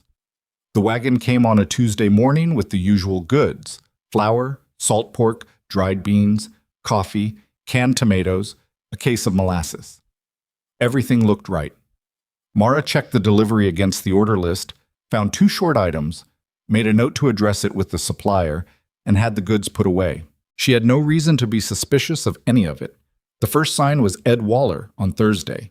She noticed it at breakfast, the way he ate half his plate and then stopped, which for Ed Waller was like someone walking halfway across a room and sitting down on the floor. He didn't say anything. He drank his coffee. He went out to work. By noon dinner, he wasn't in line. She found him on his bunk. "My stomach," he said before she could ask. He had the look of a man who had been arguing with pain for several hours and was losing. "Since last night. I thought it would pass." "What did you eat last night that the others didn't?" He thought about it. "Nothing. Same as everyone." He shifted. "Frank's feeling rough too. I heard him this morning." She went to find Frank. Frank was in worse shape, cramping, pale, a fever beginning at the edges of his temperature. He was sitting on his bunk with his knees drawn up and the particular dignity of a young man trying not to let anyone see that he felt terrible. "Since when?" she asked. "Since yesterday evening." He looked up at her. "I ate 2 bowls of the bean soup at supper. Ed only had 1. I remember noticing." She stood very still. She went back to the kitchen and opened the pot of remaining bean soup and smelled it. Then she looked at the jar of salt pork that had gone into it, the new stock from the new supplier. She opened the jar and smelled that too. She went to find Jim Tanner. "I need you to do a count," she said. "Every man on this ranch. I need to know who ate the bean soup at supper and who didn't." Jim looked at her. He read her face. "How bad?" "I don't know yet. I need the count." He did the count. Of 23 men, 14 had eaten the bean soup. Of those 14, 11 were already showing some degree of illness, cramping, fever, nausea. In 3 cases, severe enough that the men couldn't stand without difficulty. The other 3 who'd eaten the soup had each had only a small amount. The 9 who were well had not eaten it. "The salt pork," Mara said to Jim, standing in the yard in the June afternoon with this information arranged in front of her like a map she was reading. "It came from the new supplier. Something's wrong with it. I should have smelled it before I used it. I checked the seal, but I didn't." "Stop," Jim said. "What do we do now?" She made herself think. She'd seen bad meat illness before. Her mother had treated it twice in the farming communities where Mara grew up, had talked about it with the practical detail of a woman who believed information was survival. She ran through what she knew, what helped, what didn't, what the dangers were if it progressed. "Fluids," she said, "constantly. They have to keep drinking. I need clean water, not from the regular barrel, from the well directly. Nothing that's been standing. I need to make broth, plain, from scratch. Nothing from that supplier. I need willow bark if we have it, and I need ginger." She was already thinking through the dry stores. "I have ginger. I don't have enough willow bark." "Tom Pryor's wife," Jim said immediately. "She keeps a supply." "I'll send someone." "Send someone fast." He was already moving. She went back to the kitchen and started from the beginning. Clean pot, water from the well, the end of the ham bone she'd been saving for stock. She built the broth slowly and carefully, the way her mother had taught her. Low heat, long time, nothing rushed. While it came up, she went through the bunkhouse and did her own assessment of every sick man, the way she'd watched her mother do it, talking to each one, checking their color and their temperature and whether they could keep water down. 3 of them she was genuinely worried about. One was Ed Waller, who had a tendency to push through things and hadn't told anyone until the illness was further along than it should have been. One was a man called Ramirez, experienced cowboy, mid-40s, who had a previous illness she'd heard about that had left his digestion unreliable. And one was Pete Holloway, who was young and should have been the most resilient of them, but who had, characteristically, eaten an enormous amount of the soup and was paying for it now. She sat beside Pete first because he was young and scared and trying very hard to pretend he wasn't. "You're going to be all right," she said. "You sure?" His voice was thin. "I'm sure." She wasn't entirely sure, but she was close enough that it wasn't a lie. "I need you to drink this." She had a cup of plain warm water with a little ginger steeped in it. "Slow, small sips. Don't try to go fast." He drank it. He kept it down. That was the first useful piece of information. "Miss Whitlock," he said, while she was recording in her head who had gotten what and when. Is it bad?" She looked at him. "It's serious, but you've all had worse winters than this." He almost smiled. It was a pale, sick version of a smile, but it was there. "The blizzard." "The blizzard," she confirmed and stood up. Silas had been in the North Pasture when it started and rode in at noon to find his ranch reorganized around a medical crisis. He came into the bunkhouse and stood in the doorway and took in the 11 men on their bunks, and Mara moving between them with a methodical efficiency that he recognized, the same quality she brought to every breakfast rush, but stripped of everything unnecessary down to its functional core. "Tell me what you need," he said. She handed him a list she'd been building in her head for the past 2 hours. She didn't have paper, so she told him from memory. "Fresh water from the well, carried in. The regular barrel's been sitting, I don't want to use it. Ginger from my stores in the bottom cabinet, all of it. More firewood. I need to keep the broth going around the clock. And I need someone to ride to the doctor in Red Hollow. Not because I can't manage this, but because if any of them get worse than they are right now, we'll need him." "I'll ride myself." "You don't need to. I'll be faster." He was already turning. "You have everything else?" "Yes." He stopped and looked at her. Not long, not dramatic. Just a look that carried everything there wasn't time to say. Then he left. She heard him in the yard a few minutes later, and then hoofbeats going hard toward the road. She went back to the broth. The doctor arrived by late afternoon. A tired, competent man named Halverson, who'd been practicing in Red Hollow for 12 years and had the manner of someone who had seen most things and was not easily rattled. He went through the bunkhouse with Mara behind him and confirmed her assessment with small adjustments. One additional man she'd been less worried about who warranted closer watching. One she'd been more worried about who was, in Halverson's view, already showing signs of improvement. He looked at the broth on the stove and at the organized system she'd created for rotating through the men and said, "You've done this before." My mother had practical knowledge. She passed it on. Your mother knew what she was about. He packed his bag. Keep doing what you're doing. Fluids constantly. The ginger and willow bark combination is right. I'll come back tomorrow. He paused. The salt pork. Do you still have it? Sealed and set aside. I wasn't sure if you'd want to see it. He looked at her with an expression that was genuine respect. Most people would have thrown it out. Good thinking. He looked at the jar she produced. He opened it, smelled it, made a face. Bad curing process. Possibly contamination during production. He resealed it. I'll take it when I go. There may be other ranches that got supply from the same source. She hadn't thought of that. She was glad someone had. After Halverson left, she went back to work. The hours went the way hours go in a crisis. Differently from regular hours. Each one both longer and shorter than it should be. The time marked not by the clock, but by events. Ed Waller's fever breaking at 7 in the evening, which meant she could reduce how often she was checking him.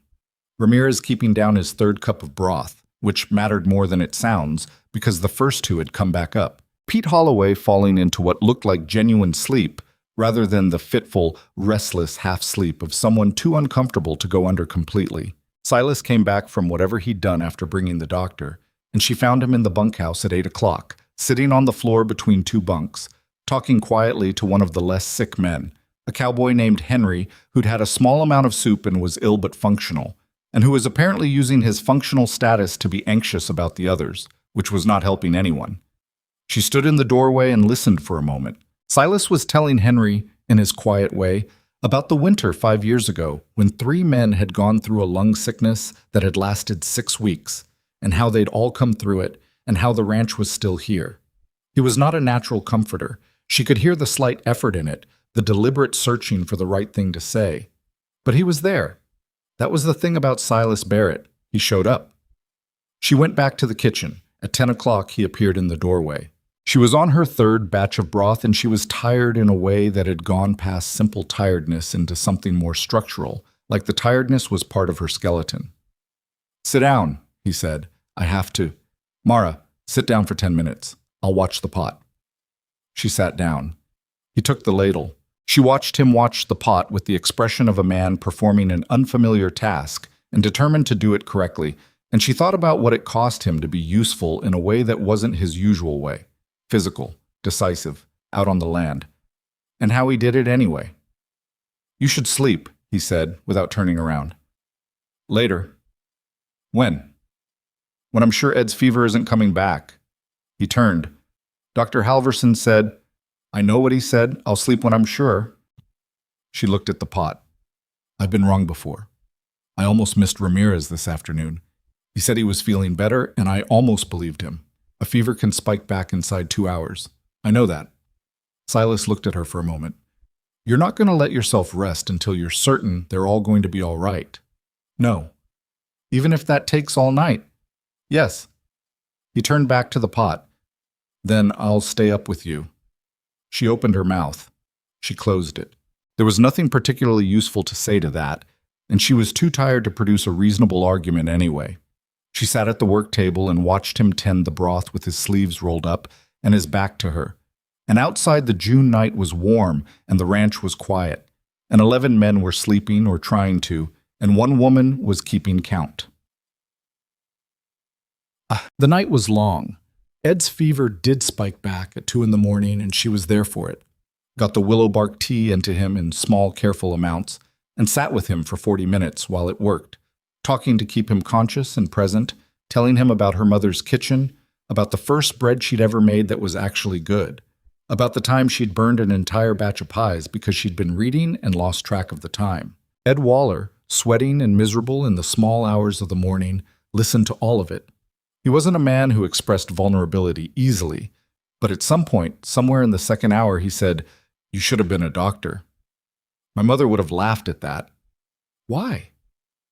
She'd have said I was too impatient for doctoring. She checked his temperature again. She was right. You seem patient enough to me, he said. I'm impatient about other things. When it comes to keeping people alive, I'm very patient. Those are different categories. He was quiet for a while. Then, I wasn't kind to you when you first came. Ed, I was a jackass, he said, with the blunt directness of a man whose defenses were down. For weeks, I said things I knew would land, and I said them anyway because I don't know what I was, resentful of something, change, maybe? He coughed. She helped him drink. I wanted you to know I know it. She looked at this man, large, rough-handed, difficult, fundamentally decent, in the way that some people are decent underneath layers of bad habit and poor management, and felt an affection for him that was completely unexpected and entirely genuine. I know you know it, she said. Drink more. He drank more. His fever broke again just before 4 o'clock, and this time it stayed broken. She was back at the stove making the morning's broth when Silas found her just after 5. He had apparently slept for 3 hours on a chair in the bunkhouse and looked it. His hair was wrong, and there were creases on his face, and he moved with the particular stiffness of a man who had slept somewhere he shouldn't have. Ed, he said. Broke at 4, sleeping properly now. Ramirez? Much better. He kept down everything I gave him through the night. Pete? Slept 7 straight hours. He'll be sore, but he'll be fine. Silas let out a breath. It was a quiet sound, but she'd learned to read the quality of his silences, and this one had relief in it like water coming out of a held fist. He came to stand beside her at the stove. She was aware of how tired she was. She could feel it now behind her eyes, in her legs, in the slight tremor of her hands when she lifted the ladle. She'd been going for 24 hours. Go sleep, he said. I'll make the breakfast first. I'll make the breakfast. She looked at him. I made breakfast for 23 men for 2 weeks before you arrived, he said. I can manage one morning. It was terrible breakfast. Yes, he said, with complete equanimity. It will probably be terrible this morning, too. They survived it then. They'll survive it now. She was too tired to produce a better argument than that.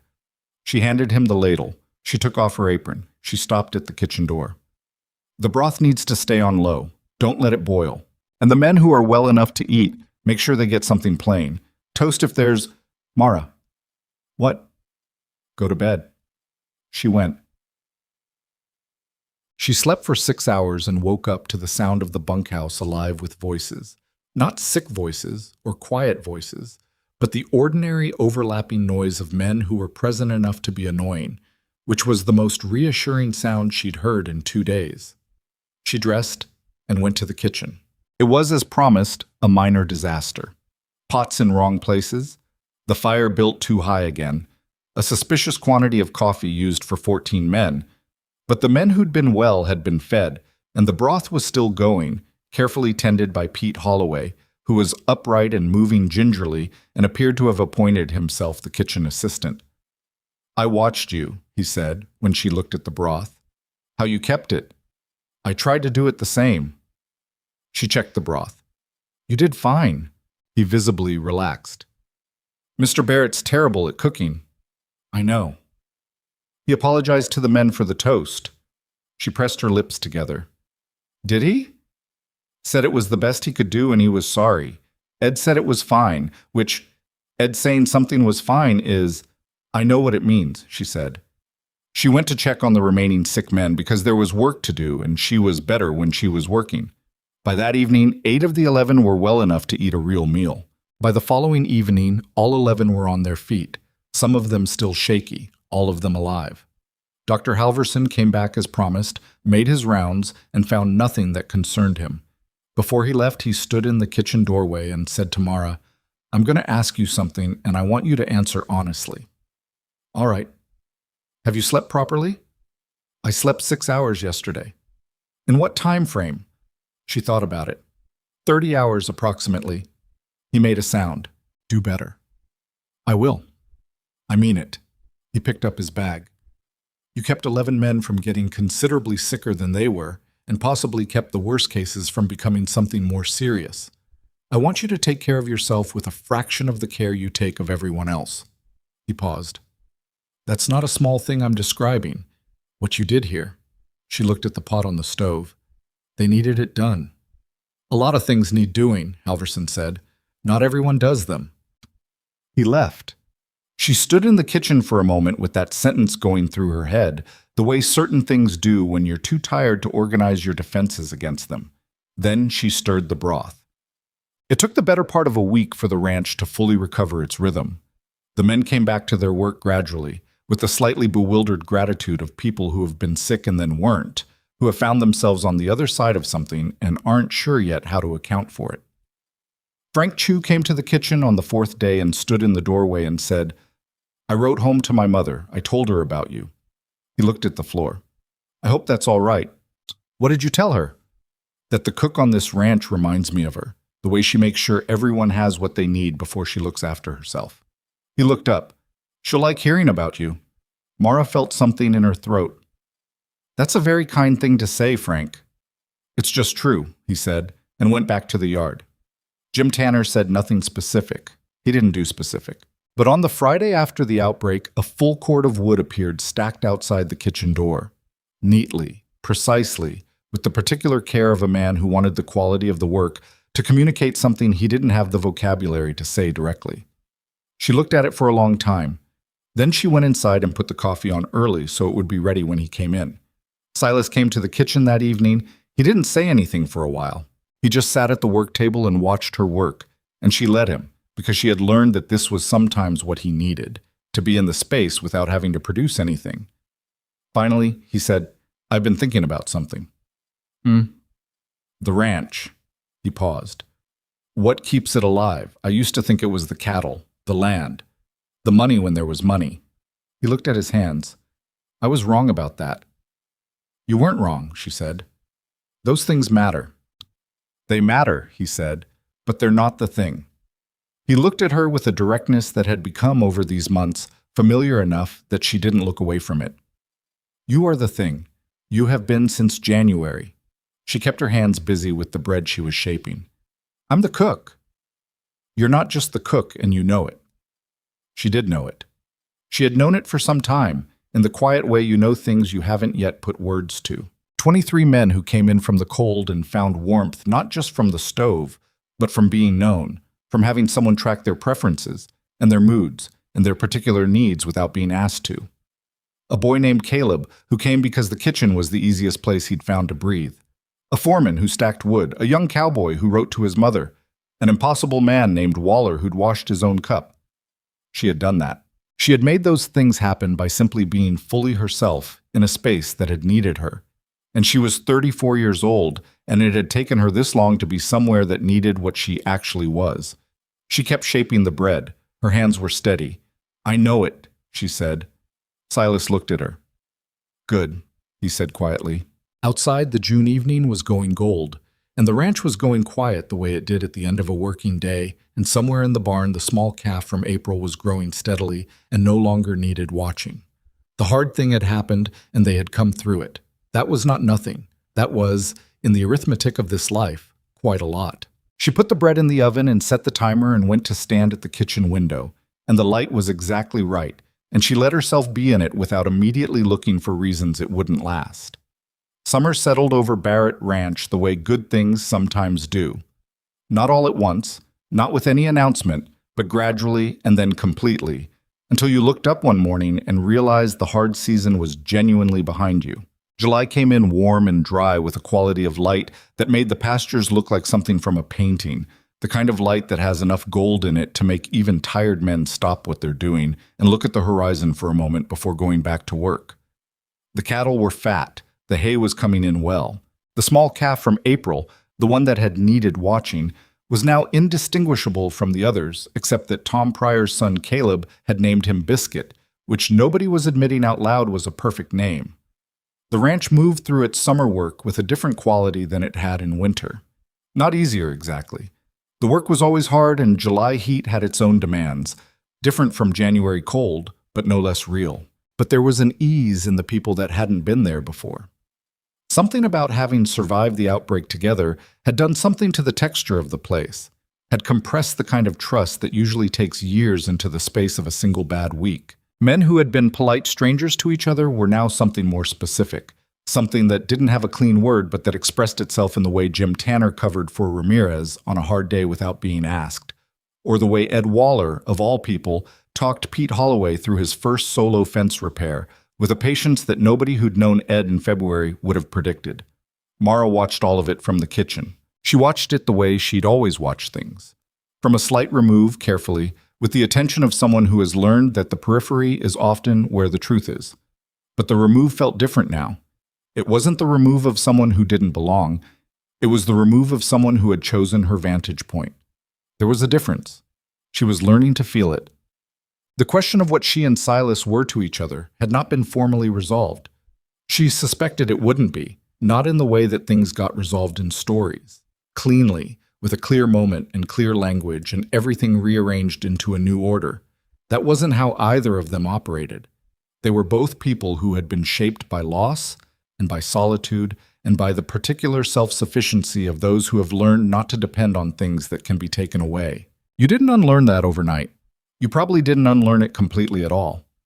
What they had was something that had grown in the spaces between the practical things. The kitchen evenings, which were still a part of most days. Conversations that had gotten longer and less careful without either of them deciding to make them so. The way he'd started asking her opinion on things that weren't strictly her business, whether to take on a fourth hire for the fall, whether the north pasture was worth the fence repair it needed, whether the arrangement with the Laramie supplier was worth maintaining after the contaminated salt pork. She gave her opinions directly, because he asked directly, and he listened in the way she'd come to rely on. Not to be polite, but because he was actually considering what she said. One evening in late July, she was sitting on the back step of the kitchen after supper. A rare thing, sitting outside with nothing urgent in front of her. And Silas came around the corner of the building and stopped when he saw her there. "I didn't think you sat down," he said. "I sit down. I've never seen it." "You've seen it. You've just been looking at other things." She moved over on the step, which was an invitation, or at least was intended to be readable as one. He sat down beside her. The sun was going down behind the mountains and the sky was doing something complicated and orange above the western ridge, the kind of sky that demanded nothing from you except that you look at it. They looked at it. "I had a letter from my sister in Ohio," she said, after a while. "I didn't know you had a sister." "Hannah, she's 4 years younger. She has a husband and 3 children and a house that's too small for all of them." She thought about Hannah, practical, warm, perpetually overwhelmed and perpetually managing. "She wants to know if I'm all right. She heard something through, I don't know who told her. Someone passed through Red Hollow and carried the news onward." "What did she hear?"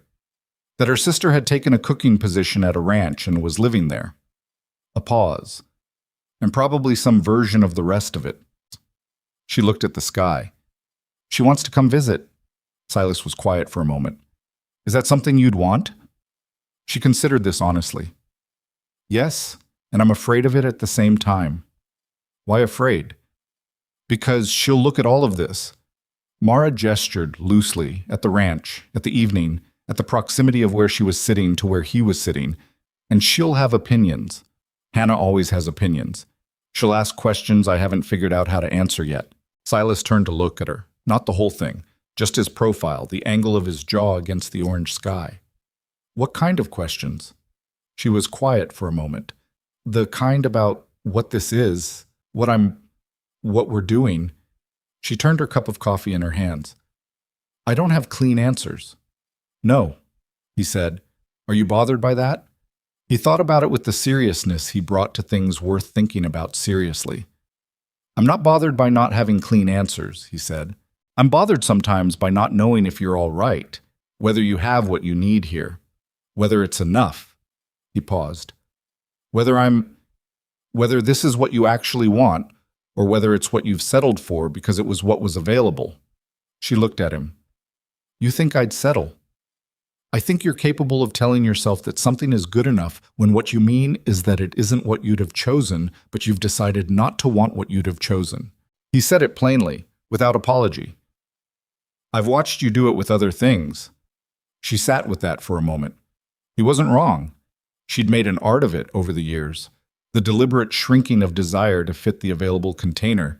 She'd thought she was being practical. She was beginning to understand that sometimes she'd just been preemptively afraid.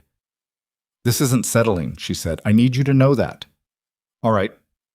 "I mean it, Silas. This—" She stopped, started again.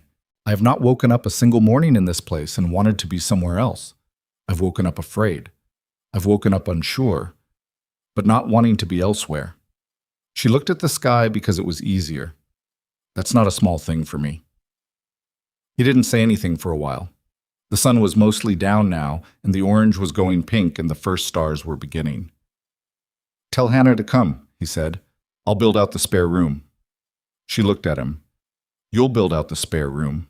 "But it needs doing anyway. The roof's been soft since March." She looked at his profile. "Silas Barrett. Are you telling me you'll repair a room in your house for my sister to visit because I'm worried about questions I don't have answers to?" He appeared to consider this. "I suppose I am." She felt something shift in her chest, something that had been held at a slight tension for months. Some last remaining reservation, some final piece of the wall that had stood for 34 years. It didn't fall dramatically. It just let go. Quietly, the way things do when they're ready. "Write her," he said. "Tell her to come in September when the work slows." "All right," she said. They sat on the back step until the sky went dark and the stars were fully out, and the horses in the corral made their nighttime sounds, and somewhere in the bunkhouse someone was playing a harmonica badly, which was Ed Waller, because Ed had decided in June that he wanted to learn harmonica and was applying to it the same stubborn persistence he applied to everything else, with results that were earnest if not yet musical. She did not feel like a woman in a story. She felt like a woman on a step with a cup of cooling coffee and a man beside her, and her hands finally still. September arrived, and so did Hannah. Hannah Whitlock Marsh was 4 years younger than Mara, 4 inches shorter, considerably louder, and constitutionally incapable of not saying whatever she was thinking. She arrived on the stage from Red Hollow with 2 traveling bags and a hat that had survived the journey at a precarious angle, and she climbed down into the yard of Barrett Ranch and looked around at everything with the frank, comprehensive assessment of a woman who has been imagining a place for months and is now checking it against the image. Then she looked at Mara. "You look different," she said. "I haven't changed," Mara said. "Yes, you have." Hannah hugged her. A real hug, the kind that meant something. "You look like you're standing differently." Mara did not have a response to that.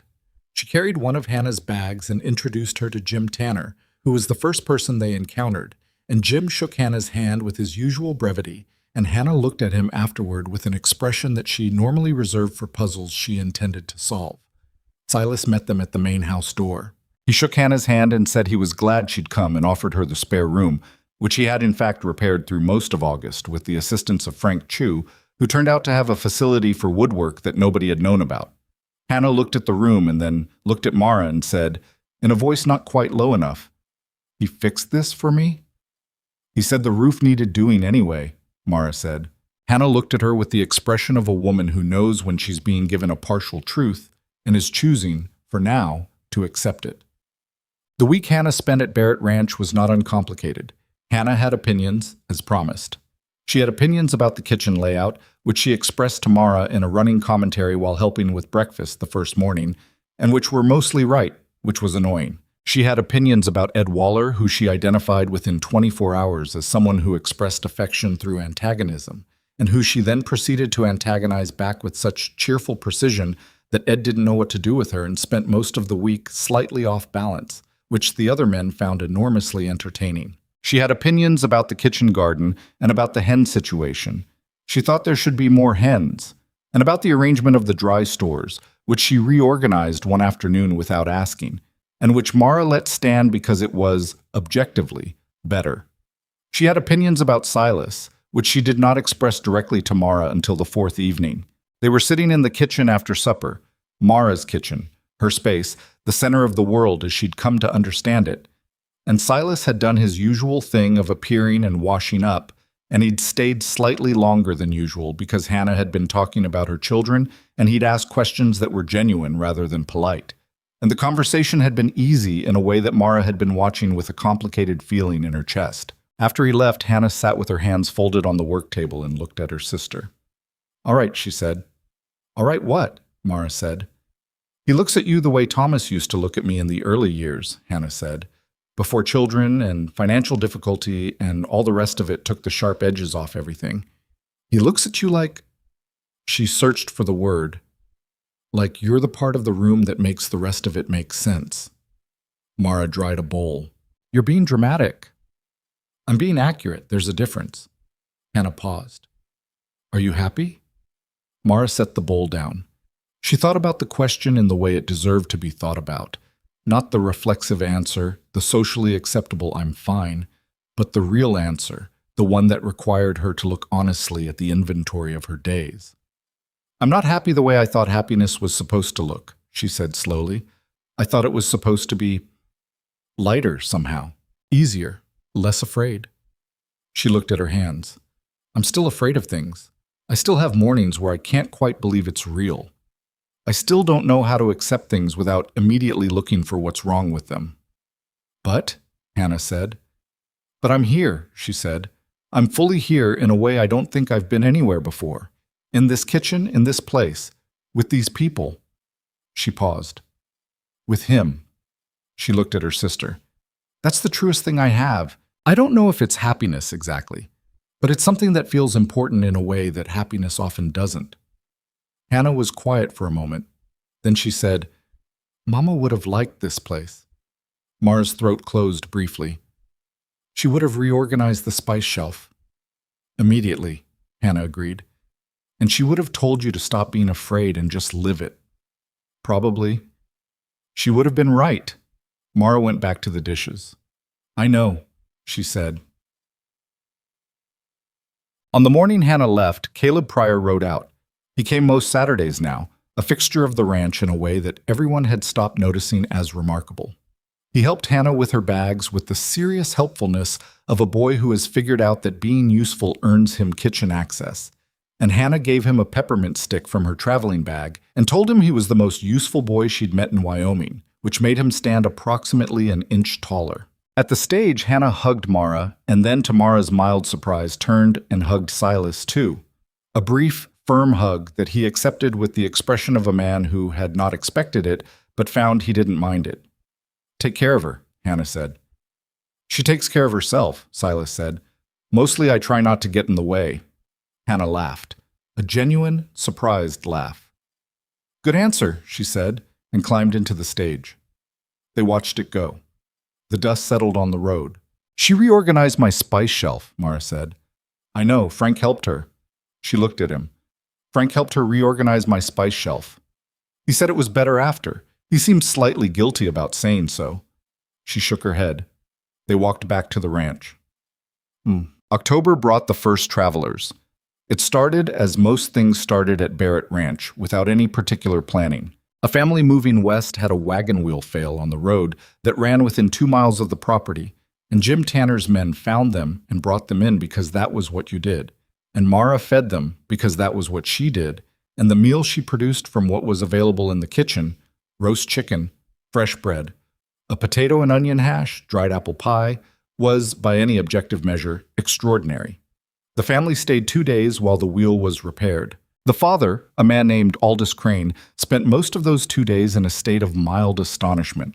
At breakfast on the second morning, he said to Silas, with complete sincerity, "I have eaten in hotels in Chicago and St. Louis, and I have not eaten better than what your cook produces." Silas said, "She's not just the cook." Mara, who was at the stove and had heard this, kept her back to both of them and concentrated on not burning the eggs. The Crane family left with a jar of preserved plum jam, which Mara had started making in September with the plum tree behind the barn that nobody had been using, and which Jim Tanner had told her was a waste of time, and then eaten with visible enthusiasm every morning for 2 weeks. Aldous Crane told her the jam alone was worth the detour.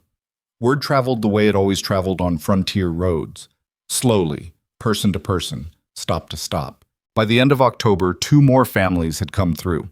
By November, the pattern had established itself enough that Silas came to the kitchen and sat at the work table and said, with the expression of a man bringing something to the table for consideration, I think this is becoming something." "I know," she said. "We could put up a sign at the road junction." She looked at him. "You'd do that." "I'd do that." He paused. "I've been thinking about the old storage room on the east side of the main house. It could be made into a proper dining space, separate from the bunkhouse." He had a way of presenting ideas that was characteristic of him, laid out plainly without pressure, with the clear implication that he was equally prepared to hear yes or no. Your kitchen, your call. She thought about it. About her mother, who had fed half a county without a sign or a dining room or anything except a willingness to cook and a door she left unlocked. About the cabin outside Red Hollow where she'd made bread twice a week and sold it quietly to people who needed it. About what it meant to make a space that drew people in not by advertising itself, but simply by being what it was. "Not a sign," she said. "Word of mouth is better. People trust what they hear from someone they know." He nodded. "The dining room?" "Yes," she said, "but I want input on how it's arranged." "Obviously," he said, and she believed him. Frank and Pete built the dining room through November and into early December, with Mara making regular appearances to redirect their choices about table placement and window light, and Jim supervising the structural elements with the precision of a man who did not make mistakes twice. Ed Waller spent one afternoon helping hang a shelf and pronounced it crooked, and then fixed it himself when nobody asked him to, and the shelf was not crooked. By the time the first hard frost came in December, the dining room was finished. It wasn't fancy. It was a clean, warm space with a long table and 4 smaller ones and windows that caught the afternoon light, and a connection to the kitchen that let the smell of whatever was cooking move through it freely. Mara stood in it the first morning and looked at the empty chairs and thought about all the people who would sit in them. She thought about her mother, about feeding being an act of care, and how care accumulates in a place until the place itself holds it, until people can feel it when they walk through the door without being able to say exactly what they're feeling. The question Silas had asked on the back step in July, "What are we? What is this?" had been answered by November. Not with words, but with the steady accumulation of days. He was in her kitchen every evening. His opinion mattered to her in the specific way that opinions matter when they come from someone who knows you well enough to be right, which is both gratifying and occasionally irritating. She had started leaving coffee ready for him at the time he came in from the evening check on the animals, without making anything of it, and he had started leaving firewood split to exactly the length her kitchen stove used best, without making anything of that either. Neither of them was good at this. Neither of them had a clean vocabulary for it. But they were building the vocabulary together, word by word, through the ordinary transactions of a shared life. And she had come to believe that this was the only way vocabularies like this got built, not by declaration, but by practice. He asked her on a Sunday in late November. She had not expected Sunday. She had not particularly expected any specific day, because she'd stopped expecting things in favor of simply being present for them when they arrived, which was new behavior for her and required daily maintenance. But it was Sunday, which was the slowest morning of the week, and she had made a late breakfast that was more generous than usual, biscuits and honey and scrambled eggs and the last of the smoked sausage. And the men had come and gone, and the kitchen was quiet. He came in around 10. He was wearing the coat that she had, without telling him, mended twice in the past month, each time leaving it back on the hook as though nothing had been done. She knew from the way he'd looked at it the second time that he'd noticed. He hadn't said anything, which was correct. He sat at the work table. She was making bread that didn't need to be made until tomorrow, because it was Sunday, and she was making bread on a Sunday morning for the same reason she'd always made bread when she needed to think with her hands. "I want to ask you something," he said. "Ask." "I want you to stay," he said.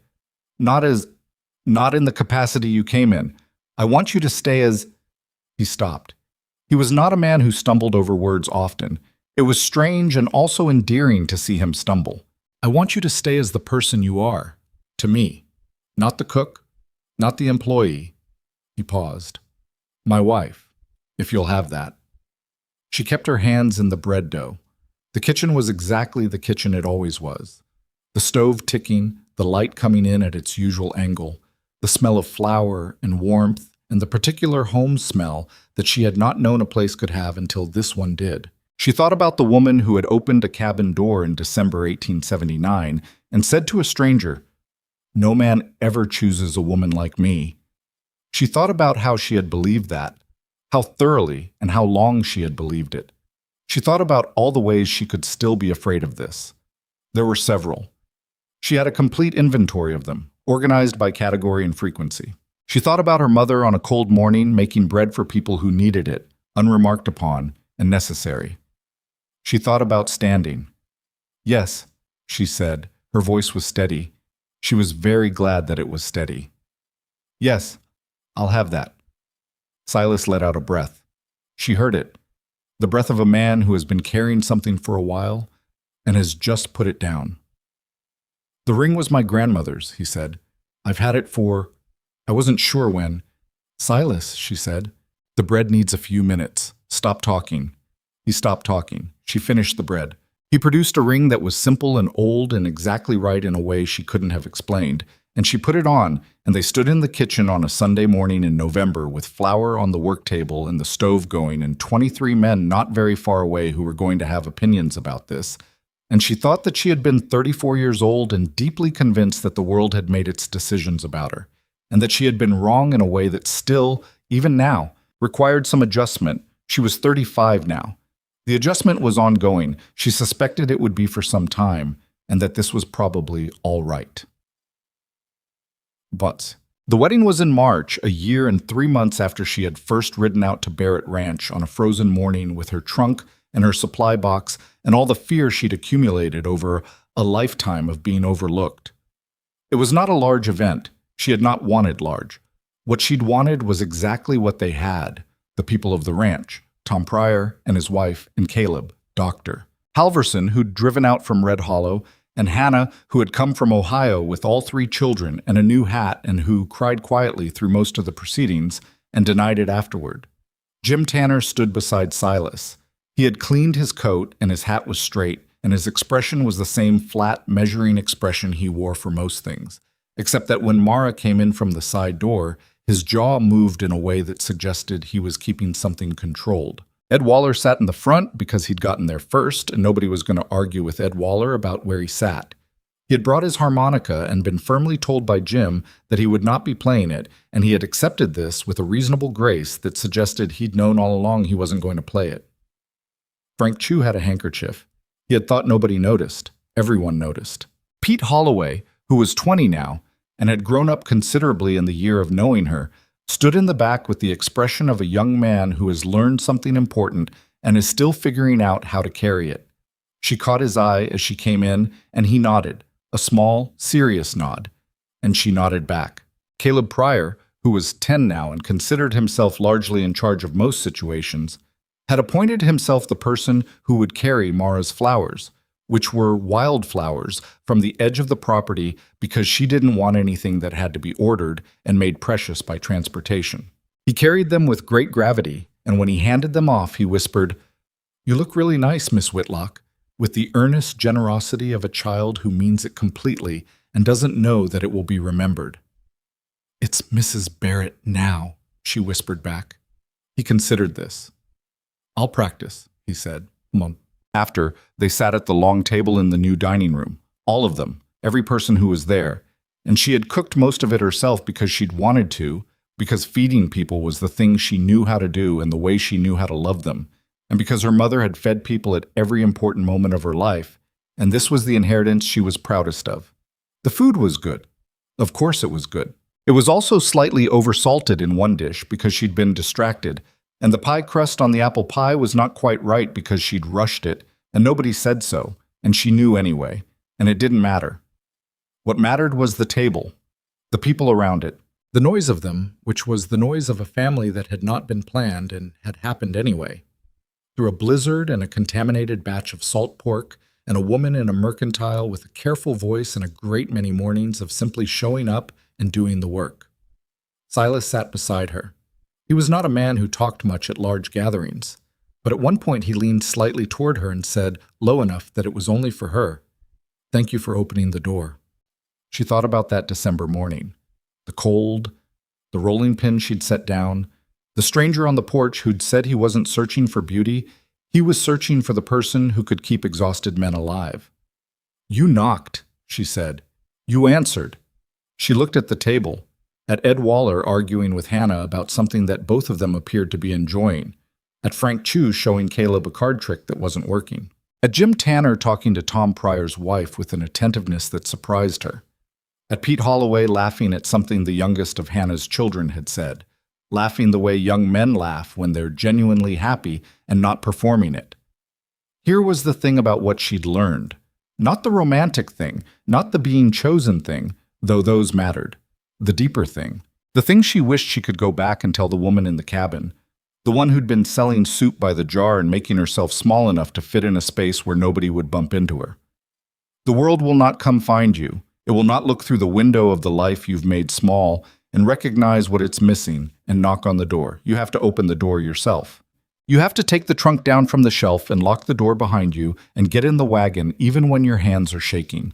And you will not always know what you're going toward. You will be afraid. You will be wrong about some things and right about others, and you will not be able to tell in advance which is which. But the only alternative is the cabin. And the cabin is safe in the way that nothing growing is safe. She had spent 34 years making herself safe. She was done with that particular project. By the following autumn, the dining room at Barrett Ranch had a reputation that had spread as far as Laramie. People came not because of a sign, there was still no sign, there had never been a sign, but because someone they trusted had told them that there was a place where the food was extraordinary and the kitchen was run by a woman who made you feel, without trying, like you'd come somewhere that had been expecting you. The men who had mocked her on the first night had mostly forgotten that they'd done it, or had revised the memory into something less unflattering to themselves. Ed Waller had not forgotten. She knew because he'd told her on a quiet evening that he thought about it still, and not comfortably. She told him the most useful thing she knew about regret, which was that the only response to it worth anything was to behave differently going forward. Ed had nodded and asked if there was more coffee, and she'd poured it and they'd left it there where it was most useful. Jim Tanner stayed. Frank Chu stayed.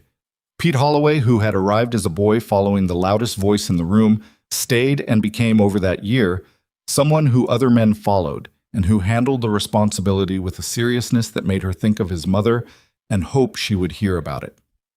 Caleb Pryor rode out every Saturday. He was 11 now, and his mother was better. Not well, not entirely, but better. And he rode out not because he had to, but because the ranch was somewhere he chose to come. He still called her Mrs. Barrett some of the time, and Miss Whitlock the rest of the time, and she never corrected either. On a warm afternoon in October, she stood on the slight rise behind the east wall of the main house, where the kitchen garden was, where she could see the whole spread of the property below her, and she looked at what the year had made.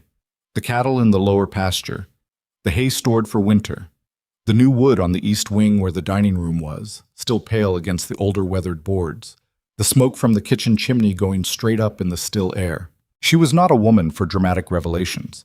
She did not experience life in clear, resolved moments. What she felt standing on that hill was something more ordinary than revelation, a kind of settled knowing, a quiet recognition of where she was and how she'd gotten there and what it had cost and what it had returned. She thought about the people